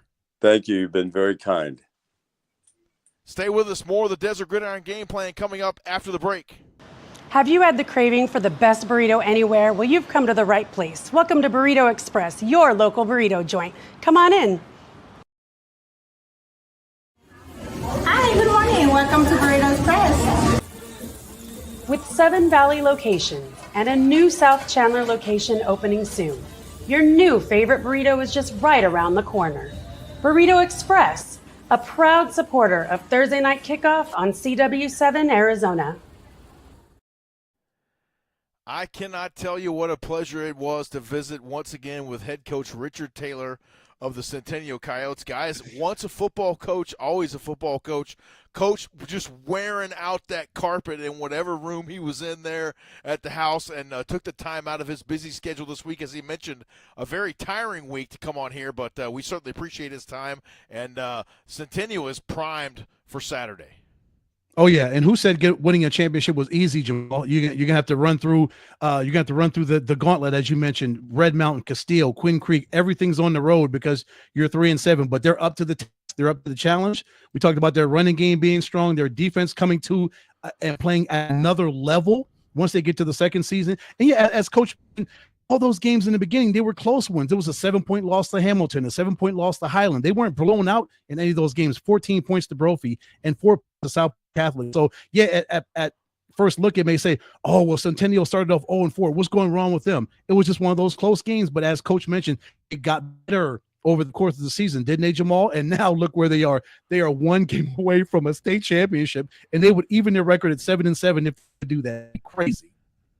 Yeah, absolutely. And, one word that's been thrown around a lot, especially recently, is aura. And I think Coach Richard Taylor brings a lot of aura into whether it's virtually like this or even in person because of the success he's had, throughout his entire career. But in terms of this weekend, yeah, actually the entire season, Centennial has just gotten better and better and better. And this week you have to be at your very best. This is the biggest game of the year. Obviously, you have to be at your very best. Everything that led up to the season had led to this very point. And so you just hope that 3-7 season, those close losses you had at the beginning of the season, all that builds up to one great, fantastic performance going into this weekend against Mountain View. And, guys, that's exactly what it's going to take because they got 4 tough quarters of football coming up against those Mountain View Toros. You talked about Brady Goodman. We're going to take a look at some of his film here. Unfortunately, Coach Litton and Beckham Barney were planning to join us here tonight, but unable to make it. But we'll take a look at some of the film here on Brady Goodman. This young man at the quarterback position has been nothing short of stellar, Ed. And JP and Jamal, Kevin Garyberry and I got to broadcast that game last week for at Central High School. Them, Mountain View, and Brophy. That was a great game. Unfortunately for Brophy, they weren't able to capitalize and get that victory. They lost 28-27. But yeah, what more can you say about Brady Goodman? The young man limped out there and just played his tail off. He played his heart out. I was so proud of him for that performance. 358 yards passing on one leg, like Coach described. 3 touchdowns through 2 long ones in the second half to Talon Arnett. He just torched Brophy's defense, 153 yards. Mikey Sumko, 7 for 134. So as Coach Taylor mentioned, they're going to have a tough time, that defense, for Centennial to go up against those guys. And we talk about Barney. He's got 325 yards rushing, and he plays well on defense as well. He's got 6 touchdowns. So they've got so many weapons, the Toros do, Jamal, that it's going to be a tough game on Saturday afternoon over in Tempe for Centennial. Oh, it absolutely is. And Ed, you and I talked about it the other night, how Brady played on one leg, but who needs legs when you have a rocket for an arm? I mean, this guy is making moves, he's scrambling, he's extending plays, he's making throws across his body, not only strong and powerful throws, but accurate throws. I mean, he is ridiculous. And then when you add Reese Bodley to that offense, I mean, he's averaging 130 yards a game. That run game only opens up the pass game even more to an even more dynamic quarterback than Brady, that he is. So the offense is absolutely dangerous, and Centennials, they got a challenge for him this weekend. So it's going to be fun to watch. 2,826 passing yards this season for Brady Goodman. Oh, by the way, he's only a junior, so he'll be back again next season. And how about this touchdown to interception ratio? 41 touchdowns to only 4 interceptions, putting up a QBR of 133.3, Ed. Those are those video game numbers that we talk about. That is crazy. Then you go on their defensive side. In the 3 games in the playoffs, they've given up 44 points. So that's about an average of 15 points a game. So as good as offense is, that defense is just as good. They're stingy. They don't want to give up any points. 27 of those 44 points, guys, they gave up last week to Brophy. I'll let you know what they did in the first 2 games of the playoffs. For Mountain View. Yeah, that's going to be a very intriguing matchup. A 6-7 team that's on fire against a 12-1 team who's won 10 straight. Both of these teams are on fire. Which one can extinguish the other? We'll find out days. Yeah. Yeah, Ed, you mentioned something's got to give. Something's got to give. Centennial coming into this game after winning 6 straight, and Mountain View coming into this game after winning 10 straight. Brady Goodman, it sucks that he's limping into this game, but he makes plays, and I call it walking the ball to him. As in, so when he makes throws, it looks like he's walking the ball to the receiver and handing the ball to the receiver. That's how accurate his arm is. And he's going to be he's gonna have to be just as good as he was last week, maybe even better than he was last week, this week, in order for them to, go in and really make a statement and go win this game. So it sucks that he's gonna be hurt. The defense is gonna have to make plays. Centennial, that secondary is gonna have they're gonna have to make plays. They're just gonna have to in order to slow this offense down, and that's going to be one of the biggest keys for them to go win this game in Centennial. And also, I'm sorry about that, JG. And also to go along with Goodman, give to his offensive line for keeping him upright as much as they did last Friday, because that was a tough challenge. Because Brophy knew that he was hampered by injury, so they were coming after him. But that offensive line, for the most part, they stayed strong. And then also that shows the strength of Brady Goodman, his upper body strength, that he's only working with one leg ball in James, and he's firing the football the way he did last week. 348 yards on one leg and 3 touchdowns. That's great. It's unbelievable. That just shows the talent. 41-4. Was that a 10-1 touchdown to TD to INT ratio? Man, that is unbelievable. 41 yes. touchdowns to only 4 interceptions. And how many players have you heard of, especially in 6A football, that play both ways and play really well? We talk about Beckham Barney, 325 yards rushing along with 6 touchdowns. And, that's not even his best side of the football. This guy plays defense lights out. 74 total tackles on the season, 32 of those solo, and 10 of them behind the line of scrimmage. Beckham Barney is no joke. And Barney also 6 quarterback hurries, JG, and he's got 3 passes. He's got a forced fumble. So number 10 can get it done. It's a senior year for him, so he would love to go out with the championship. He'd love to walk off that field at Mountain America with the championship. Man, it's so good to see these two-way players just show and prove and come up and produce, JGs. I love it. Yeah, and Beckham Barney, he's going to have to make an impact on this game. I mean, are you going to be able to get to Kanan Mana, or Sugar Cane, as Coach Taylor called him, and force him into turnovers, force him in bad plays? He's had a good year this year. He hasn't turned the ball over very much. He's made plays. He's thrown a bunch of touchdowns. Are you going to be able to put pressure on him, make him turn the ball over, or make him make bad decisions? That's going to be the biggest thing defensively for the Toros. So it's going to be fun to watch. Beckham Barney, you guys mentioned, he's been a monster all year. He's getting to the quarterback. He's fast. He's athletic. He's been a problem. He is an absolute problem on the football field, and he's going to have to be just as much of a problem, if not more of a problem, to go win this game on Saturday. He's one of those guys that we see oftentimes in the NFL, like a TJ Watt or someone like that, where he's going to occupy 2 guys, because they're going to have to at least get one guy that's solid on him, and then they're going to have to maybe have a running back come up and chip him or get some other kind of shot on him to slow him down there before he gets in that backfield of the offense and disrupts things. So I'm super excited to see this game, and it's going to be a fantastic one. The 6A state championship will kick off at noon on Saturday over there at Mountain America Stadium on the campus of Arizona State University, and it'll feature the Centennial Coyotes and the Mountain View Toros. Thanks again to Coach Richard Taylor for joining us. We'll take a brief commercial timeout, and when we return, we will get to the penultimate division in Arizona high school football. The Open Division State Championship preview is up next after the break.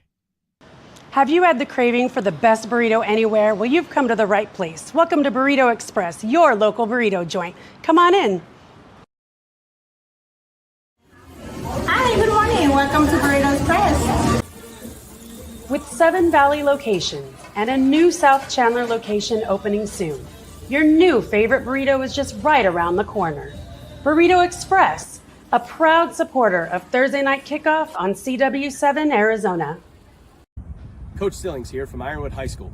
You're watching the Desert Gridiron Gameplan on the Epic Sports Network. Go Eagles! We welcome you back to the Desert Gridiron Game Plan. We head into our 4th quarter of the show here. James Poovey alongside my broadcast partners, Mr. Ed Cole and Jamal Gumo. Guys, up next, it is the Open Division Championship. That'll kick off on Saturday night at 6 p.m. out there at Mountain America Stadium, and it features the Basha Bears under the direction of Coach Chris McDonald, and they'll square off against the Liberty Lions. We'll be joined just about 11 minutes from now by head coach Colin Thomas and the quarterback Hayden Fletcher from Liberty. But first up, let's preview those Basha Bears. They've had a whale of a season to get back to the Open Division State Championship, and they've been nothing short of impressive all season long. Oh yes, sir. Boys, 11-1. They won 8 straight, just as much as Liberty. Both have the same record, 11-1. They both won 8 straight games. Horizon and ALA Queen Creek were the victims for Basha to get them to the state championship. They beat Horizon by 22, 36-14 a couple of weeks ago, and then last week they beat ALA Queen Creek by 5. So that was a tough game in the semis to get them to the state finals. But these are two outstanding quarterbacks we're going to see, Jamal. For Liberty, we got Hayden Fletcher that he mentioned. He had over 3,000 yards passing, 32 touchdowns, 7 interceptions. And Brody Veers for Basha, his numbers aren't slouchy either. 37, 62, 25 touchdowns, and 1 interception all year long. 1. I mean, that's really the key, right? If a lot of the times, if you look at a lot of successful teams, they win the turnover battle. Right, they went 25-1. That is ridiculous. That is the definition of protecting the football. And when you do it along with throwing for over 2,500 yards, that offense is high powered. They run the ball well in Basha. Again, this offense is high powered. It's exciting to watch. It's high flying. But defensively, who's going to make the plays? Who's going to get the turnovers? Either who's going to get the turnovers, who's going to make the mistakes. And I think whoever makes more mistakes in this game is going to eventually come out on top. But these two quarterbacks are dynamic. They're dynamic. They're going to make plays. But the one thing with both quarterbacks, can't make any of those mistakes because they'll bite you. And how nice must it be for quarterback Brody Veers, who we had on the Desert Gridiron game plan earlier in the season, to have a young man in the backfield like Noah Roberts. The super sophomore has ran for 1,042 yards on the season. 19 times he's got himself into the end zone, and 7.1 yards a carry. When I was playing football back in the day, coach would be happy with 3 yards in a cloud of dust. This guy has doubled that. And what does that do for a quarterback, knowing that you can hand the ball off to Noah, number 6, and he's only a sophomore, which is scary. 1,042 yards. He 4 100-plus yard rushing games this season, Jamal. It really does wonders for a quarterback to know, again, he can take the snap from his center, just hand the ball off to your right, and he things happen.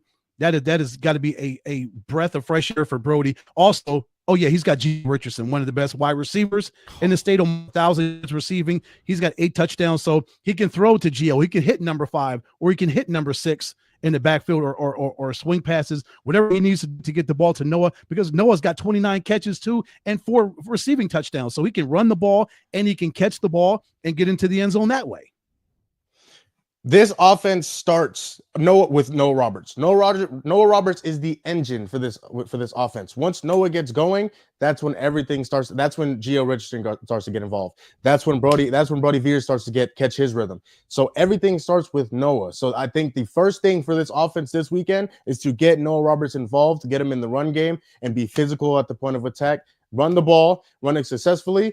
That leads into play action and big plays down the field for Brody and for Gio Richardson. Like you guys mentioned, Gio Richardson over 1,000 yards on the season, 8 touchdowns. These are guys that are going to have to make plays like they have been making all year. And if they continue to do that at the high level that they have, they're going to be successful this weekend. You know, it is an absolute embarrassment of riches over there at Val Vista, off of Val Vista in South Chandler for Coach Chris McDonald. He has so many good football players, from his quarterback to his running back, and we haven't even started talking about the dudes that he has on defense. We had Eli Kramer Cronin on earlier this season on the Desert Gridiron game plan, and he only has 169 let me say that again, 169 tackles on the season, 19 and a half of those behind the line of scrimmage. And then they have another guy who we're going to run some film of here in just a moment, who has 28 TFLs in blue dance. Talking about blue? Ed? In blue? Yes. Wow. I mean, is that because he makes offenses blue? I mean, I got to know where he got this nickname from, but this young man beats some black and blue special. Yeah, he beats some black and blue, JP. That's what he does. And then you also And then you also throw Mark Dewerson the third in there. He's got 106 tackles and 3 TFLs just on tackles. And also, Blue, you forgot to tell everybody, he's got 12 and a half sacks and 20 quarterback hurries. Unbelievable. Jamal, this defense is something. Jamal, if you're an offense, what can you do? You got these guys just coming at you relentlessly, and you can't stop them. You look for that guy and you say for Dancer and you say go away from him. That's what you do. Wherever he's at, do not go at him. 28 TFLs? Are you kidding? Like there are 10 games in a season. That is more. That is almost 3 tackles for loss in a game or per game. So wherever you are, the quarterback, point him out. That is the mic. Block him or try to at least, because that's the guy who's going to make the plays. That's the guy who you need to look out for. And because he is a game wrecker, he is an absolute game wrecker. He can absolutely change the dynamic of a football game. And you need players like that. JP mentioned this Basher team is filled with outstanding athletes, outstanding football players, and is one of the biggest reasons why they're here today. So you look out for Dancer, you give the offensively, you give your weapons the ball. Those are the keys to success. You know, talking about that defense, Caleb Jordan, 48 tackles, 13 TFLs. He's only a sophomore. Duerson, you mentioned a moment ago, Ed, also a sophomore with over 100 tackles, with 106 on the season. Kramer Cronin's going to be back next year. He's only a junior. He might have 200 tackles next year. I mean, this is just unbelievable. And these athletes over there that they just keep churning out at Basha High School are absolutely off the charts. And Coach McDonald has been sending them to the Division I level for a few years now. And that just says a lot about their recruiting for Coach McDonald and his coaching staff, right, Jamal, that they can recruit and get these young men that come as underclassmen, as sophomores. They can come in and put those kind of numbers up that JP and you and I have been talking about with Kramer Cronin's 200 tackles in the season. Hey, he might have 31 tackles on Saturday. Who knows? As much as he's been playing all season, I don't know. He may hit 200 tackles, but it really does speak to the level of talent that they can sniff out and they can go find across the country, that they can come in here, bring here to that Bears program, and they already know what the program has meant over the course of decades, how prestigious this program is to be in and part of. Yeah, and Ed, you mentioned it. That speaks to not only their recruitment and their ability to go out and find that talent, that speaks to the development program they have within the football program. I mean, you go out and get these guys and they just get better and better and better each year that they're there, and has spoken to the success that they've had over the years. I mean, these guys, you guys mentioned Cronin, like he makes plays. Like these guys make plays. Cronin, Gio Richardson, Brady Veers, Noah, the running back. These guys make plays, and they have been making plays for years. And once again, they're in the championship for a reason. These guys work hard. They work harder than everybody else, and they make it a point to do that. And that's not only, you know, a talent mindset, but it's cliche, but it's true every time it's said. Hard work beats talent when talent fails to work hard. And these guys have talent and they're working harder than everybody else. And that is maybe one of the most dangerous combos in sports that you can have. And guys, as we know, it takes all 3 phases of a football team to really be successful, especially when you get into the postseason. They have an outstanding kicker over there, just a sophomore, Mikey Barth, 57 kickoffs this season, all 57 of them touchbacks. That completely eliminates any kick return possibilities for the other team. And if this is correct, which I'm sure it is, he's had 1 punt all season. 1. That's what Max Prep says. 1 punt, Jamal. Oh my goodness. And does that speak to the explosiveness of their offense? 1 punt. Who let these guys play together? One punt all year. Who let it should not be. Who let these guys play together? They are all explosive. All of them can make huge plays. And defensively, when you're forcing the offense to actually drive down the field on that dangerous, physical, violent Basha defense, 57 kicks and all of them were touchbacks. So you're forcing the opponent to drive on guys like Kramer Cronin and Dantzler. I mean, that is you're giving your star players a chance to make star plays, and that's what they've been doing all year. No doubt the Basha Bears loaded for bear, as they say, over there in South Chandler. We're going to take a quick commercial timeout, and when we return, we will visit with the defending Open Division state champions, the Liberty Lions. Join us next here on the Desert Gridiron Game Plan. Stay with us. Have you had the craving for the best burrito anywhere? Well, you've come to the right place. Welcome to Burrito Express, your local burrito joint. Come on in. Hi, good morning. Welcome to Burrito Express. With 7 Valley locations and a new South Chandler location opening soon, your new favorite burrito is just right around the corner. Burrito Express, a proud supporter of Thursday Night Kickoff on CW7 Arizona. We welcome you back on the Desert Gridiron Game Plan State Championship Edition. We previewed the 4A, 5A, 6A, and now we're into the Open Division. The Open Division returning state champions joining us now. Head coach Colin Thomas and quarterback Hayden Fletcher joining us here on the program. Gentlemen, thank you so much for your time. I know it's getting a little bit late and you're in the throes of preparations for Saturday. Coach, give us a synopsis on the mood of the team right now and how ready you guys are for Saturday's battle. Yes, first, thanks for having me on. Obviously, early in the week, and we got a lot of work to do to get ready, but we're excited for an opportunity to play a great team Saturday night and try to win another state championship. Yeah, I was going to ask you, Coach, how excited are you to try to run it back and get 2 in a row? Of course, you beat Coach Taylor's Coyotes last season by 12 in the Open Championship. So now you get to run it back and try to knock off a very tough Basha Bears football team on Saturday. Yeah, they're a great team. You watch film on them. They're big, they're fast, they're strong, they're explosive. So we're going to play with some really good football and just excited for this team. You know, every year's a different team for this group of seniors to get their chance to create their own legacy. Yeah, Coach, one of the strengths of your offense is the ability to run the ball. Throughout the season, you've ran the ball for over five yards a carry. How important is it to get the run game established early so that the big plays down the field come later in the game? Yeah, it's our goal to only be balanced offensively each week. And when we can run the ball, it really sets up some things we do in the past game. So, no, that's been good for us, especially the last month of the season, and will be important on Saturday. Coach, you brought your star quarterback, Hayden Fletcher, along with you tonight. Tell us about this young man and his importance to the Liberty Lions offense. Hayden's had a tremendous year. He does a great job making sure the ball gets out on time, gets to the players he needs to get to, and just leads our offense. So, I mean, he's had a great year, and in the playoffs, he's been really successful as well for us on the football. So, really excited for him to get a chance to play on the biggest stage Saturday night. Hayden, for you, how excited are you to go up against Basha? You have your friends and family there. It's going to be a primetime atmosphere over there in Tempe over at Mountain America Stadium, and you get a chance to run it back and get another championship. I know you've got to be so pumped and ready to get on and get it on again.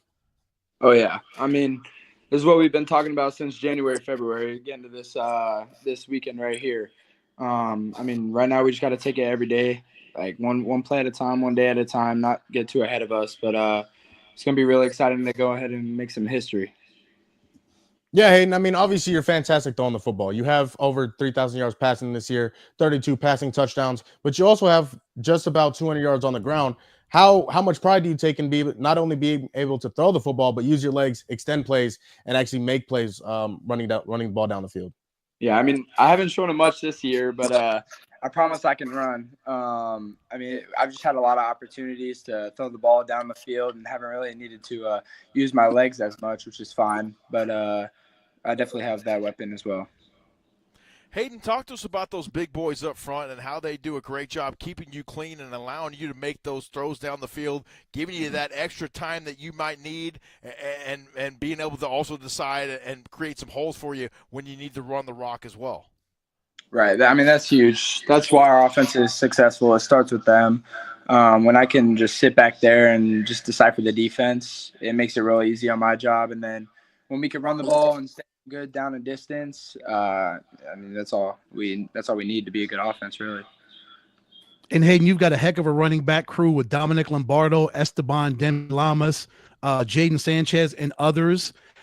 How much easier does that make your job knowing you've got a solid running game that you can rely on when things aren't, when there's times when throws may be awry or the pressure's coming to you, you know, you got your running backs you can hand the ball off to, and your offensive line can create holes, and these guys can make things happen once they get in space. Yeah, that's huge. I mean, they're all great players. They're all really explosive and smart. So I got a lot of trust in them, whatever one's in the backfield, that they're going to make a play and get us back into a good situation. Yeah, Hayden, we've talked about a little bit about your offensive line. What's your personal relationship with them? Are you guys hanging off the field? What's the chemistry like? You getting them any Christmas presents for the way that they protected you this year? I mean, yeah, every Wednesday we go out to Barrows to get them some pizza, and that's nice to kind of hang out outside of football and just connect on a deeper level. Coach, I wanted to ask you, you guys took on the Corona Centennial Huskies earlier in the season. How much do you welcome that challenge when you're presented with something like that, with battling an out-of-state team? And how do you feel that really gets you guys battle-tested and ready for games like you got coming up this Saturday? Sure. I mean, obviously, you play teams of that caliber to win games, you're going to have to play really high-level football. And last year, we probably should have won the game versus them. This year, we were right there, and then it got away from us late. But I think it was a humbling experience and made us get back to work. And ultimately, I think, we're hardened for that game. And then we've had a really good schedule. Both the teams in the 6A game, we beat those teams. We beat one of the teams in the 5A championship game, and obviously, the open teams that we played. So all that has led us to this point, and I think it helps me prepare for Saturday. Hayden, none of your 32 touchdown passes have been in the playoffs. In the couple games you played against Higley and Hamilton, you basically just blew them out of the water. I would imagine your confidence level is through the roof right now after beating those two solid football teams. What have you done to up your level of production and your gameplay over Higley and Hamilton to get you guys to where you are right now? I think it starts preparing early in the week with film, and then going through all the reps in practice. That just gives confidence on Friday, Saturday nights to just execute. I mean, I don't got to worry about really anything else. I already know what they're going to be in. I know how they're going to react. So, Coach, we talked a lot about the offense, and deservedly so. Hayden is an absolutely dynamic playmaker. Defensively, you guys are fantastic. You guys make plays. And one of those units that really stands out is that front seven. 48.5 sacks this year on the season. How important is that defensive line in getting to the quarterback and making the quarterback, forcing them into turnovers or bad decisions? Yes, we got a great group in that box with Paul St. John, Caden Branson, Tyler Bernstein now, Leger Salas, Brody Johnson, Hudson Dunn. I mean, the list goes on. We're very lucky and fortunate there. And yes, defensively, when you get after the quarterback, it makes life pretty hard. They've been a big part of our success this year. And obviously, Saturday night, they're going to have to do the same thing going against this talented Bachelor squad. Coach, you took over for Mark Wood back in after you guys won the state championship against Red Mountain in 2019. How have you been able to just keep things rolling over there at Liberty High School? I've heard people say before, hey, they don't recruit, they don't get a whole lot of people transfer into Liberty. They just have the kids they have. They develop them into really good football players and really good young men. How do you do that? Yeah, I took over for Coach Mark Smith after 2019 season, and Coach Smith kind of did a great job developing the culture we have now, and I was just fortunate enough to kind of keep it going. And then our staff has been together for a long time, and we buy into our core values of what we want from the young men, our code red values. Then we have a great community that supports us, and we get a lot of these kids into our feeder programs and get them in freshman year, and then kind of can teach the culture that we want. And then over the years, our level of talent has risen as well, so you kind of put hard work and commitment with talented players has allowed for us to continue to have great success. Hayden, just the defense that you have, we've been talking about them a lot, giving up 14 points to Horizon and just 35 points to ALA Queen Creek to get you guys to where you are right now. How great is it for you to have a defense that is that good, that can get pressure on quarterbacks and shut down opposing offenses like a Horizon and get you right back on the field, and they could possibly get some 3 and outs, or they could get some turnovers, and then Hayden Fletcher and his offense, they're right back on the field ready to make things happen. Mm-hmm. Yeah, I mean, that's a really nice thing. We like to build a snowball effect with momentum, go out there, score right away. They get a stop, and we score. And, I mean, we really take control of the game pretty early. But, say when we don't score, we know our defense has our back. We trust them. And then it's really nice to go against them in practice because I believe they're the best defense in the state, and that just gets us better every day. Yeah, Coach, I'm gonna harp on the defense. I'm a big defensive guy, and specifically, you mentioned him a few minutes ago, Brody Johnson. I mean, he has 100 tackles this year. He has 16 and a half TFLs. He's just been fantastic this year. What has he meant to your defense, and really the leader, and how much has he impacted that team? Yeah, really have for Brody. He's been a 4-year starter for us at long snapper, but this is the first year he started at linebacker for us, and just been really steady and consistent. He's not a flashy kid, and he doesn't have as much attention as maybe some other guys, but he's just been making plays each and every week. Smartest kid in the field, and just really, really proud of his growth and development. And he's a key cog to success on defense this year.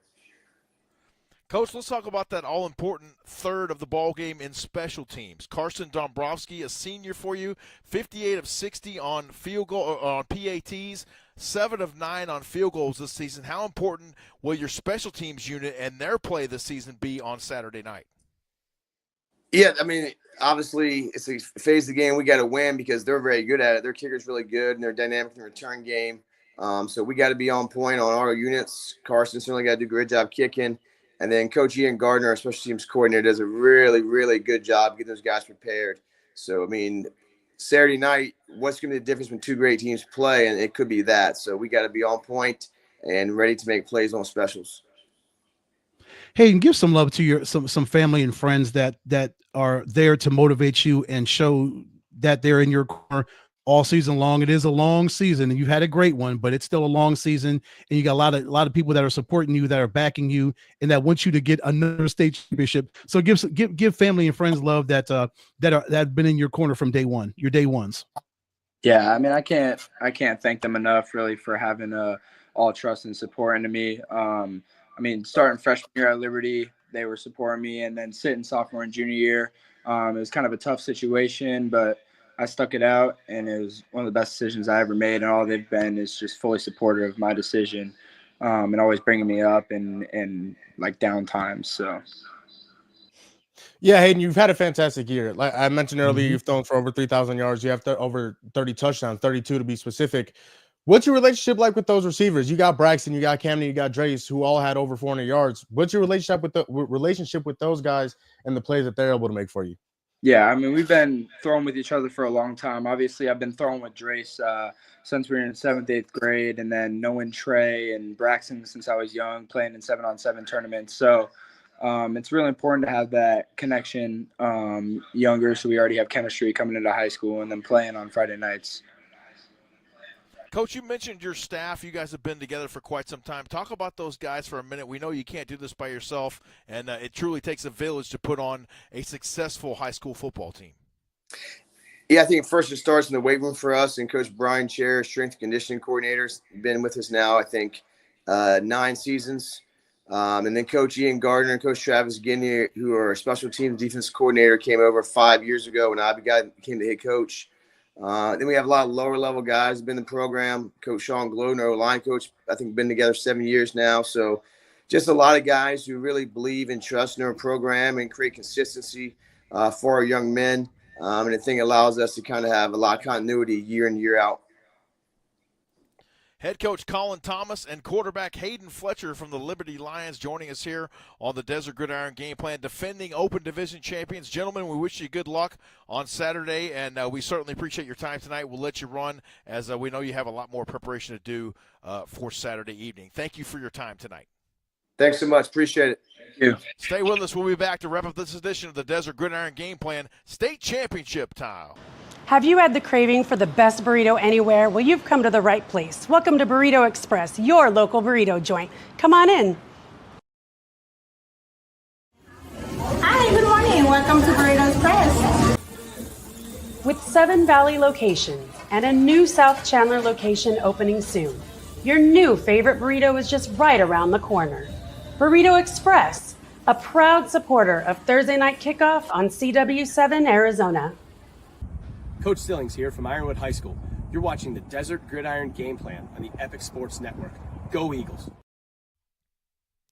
We welcome you back to the Desert Gridiron Game Plan. James Poovey alongside my broadcast partners, Mr. Ed Cole and Jamal Gumo. Guys, what a show it's been, and what a state championship weekend we have coming up of Arizona high school football. The 4A features the Micah Mountain Thunderbolts against the Arizona College Prep Knights. The 5A game on Friday night at 8 p.m. will feature the Cactus Cobras against the Desert Edge Scorpions. Centennial against Mountain View will open things up on Saturday for the 6A state title. And then the Open Division crown will be awarded beginning at 6 p.m. on Saturday night out at Mountain America Stadium between the Bash Bears and the Liberty Lions. Gentlemen, I'll ask you each, which of these games are you most excited to see? All of them. Jamal? Really, all of them. All of them. I think all of them is definitely. I definitely think is the correct answer. Personally, I cannot wait for the Desert Edge and Cactus game. I think that is going to be. I think it's going to be a fantastic game. I'm very much looking forward to that one. I mean, I'm for the Centennial game. I want to see if Coach Taylor, if these guys can finish it off and get a championship, if they can knock off Mountain View and finish a season that was 3-7 is kind of dreadful, but still, if they can go 7-7, win a championship, that would be the icing, the cherry on top for Centennial to wrap up the season that started off so horrendously at 0-4. And guys, I got to say, I'm a little. It's a little bittersweet here tonight as we basically end our coverage of the Arizona high school football season. We'll have the Ed Doherty Awards live for you here on the Epic Sports Network coming up on Saturday, December the 14th from Chateau Lux. We'll be on the air right around 10, maybe 10:30 a.m. once the parade of athletes begins into the ballroom there at Chateau Lux, and we get ready to award the Arizona Ed Doherty Award, which is the best player in Arizona high school football. We call it the Arizona High School Heisman, so I'm excited for that.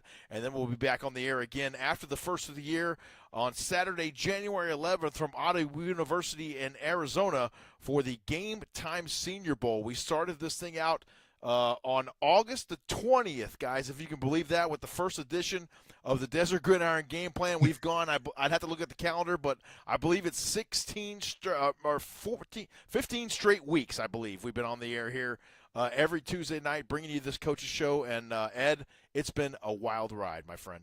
It has. So we'll take a couple months off, and then we'll start this thing back up on March 29th with the Wranglers, and we'll just do it all over again. Yes, we will. That's kind of how we roll. Jamal, thank you for joining us here for the past couple of weeks. Always a pleasure to have you on with us, and you've done an outstanding job as well on Thursday Night Kickoff on CW7 Arizona, and we're obviously excited to run that back again next season as well. Yeah, no, for sure. First of all, these past few weeks have been absolutely fun. I know it's only been 2 weeks, but I've had a fantastic time talking to these coaches and players and hanging out with you guys as always. So definitely appreciative and grateful to be on here with you guys. And even Thursday night, man, this season has been fun. It has just been awesome. It has been fantastic. I can't think of if I had 1,000 tongues, I wouldn't be able to say how grateful I am to be working with you guys and to be a part of this. And the past few years that I've been doing this with you guys has been absolutely fantastic. So very much looking forward to next season. And like you said, JP, it's a little bittersweet because it's the last one, but next August will be around just like that. No doubt about it, and the pleasure has been all ours. We're so happy to have you on board Absolutely. here. For my broadcast partners, Mr. Ed Cole and Jamal Gumo, I'm James Poovey saying so long. Have a great holiday season. Once again, we'll be on the air once again here on the Epic Sports Network on YouTube on Saturday, December the 14th, right around 10 or 10:30 a.m. for the 2024 Ed Doherty Awards, and then back again in January one more time for the Game Time Senior Bowl happening out at Ottawa University, Arizona. And then we'll take a break and head on up north for the Northern Arizona Wranglers as they open their season against Fisher's Freight on Saturday, March 29th. Ed will be headset on and ready to go for that one. I'm excited, my friend. You better believe it. I cannot wait for year 5 of Wranglers football. Year 5. That is unbelievable. Everyone have a great holiday season. We will talk to you again. We certainly appreciate you tuning in here for the inaugural season of the Desert Gridiron Game Plan. And don't forget, we'll be back bigger and better than ever in fall 2025.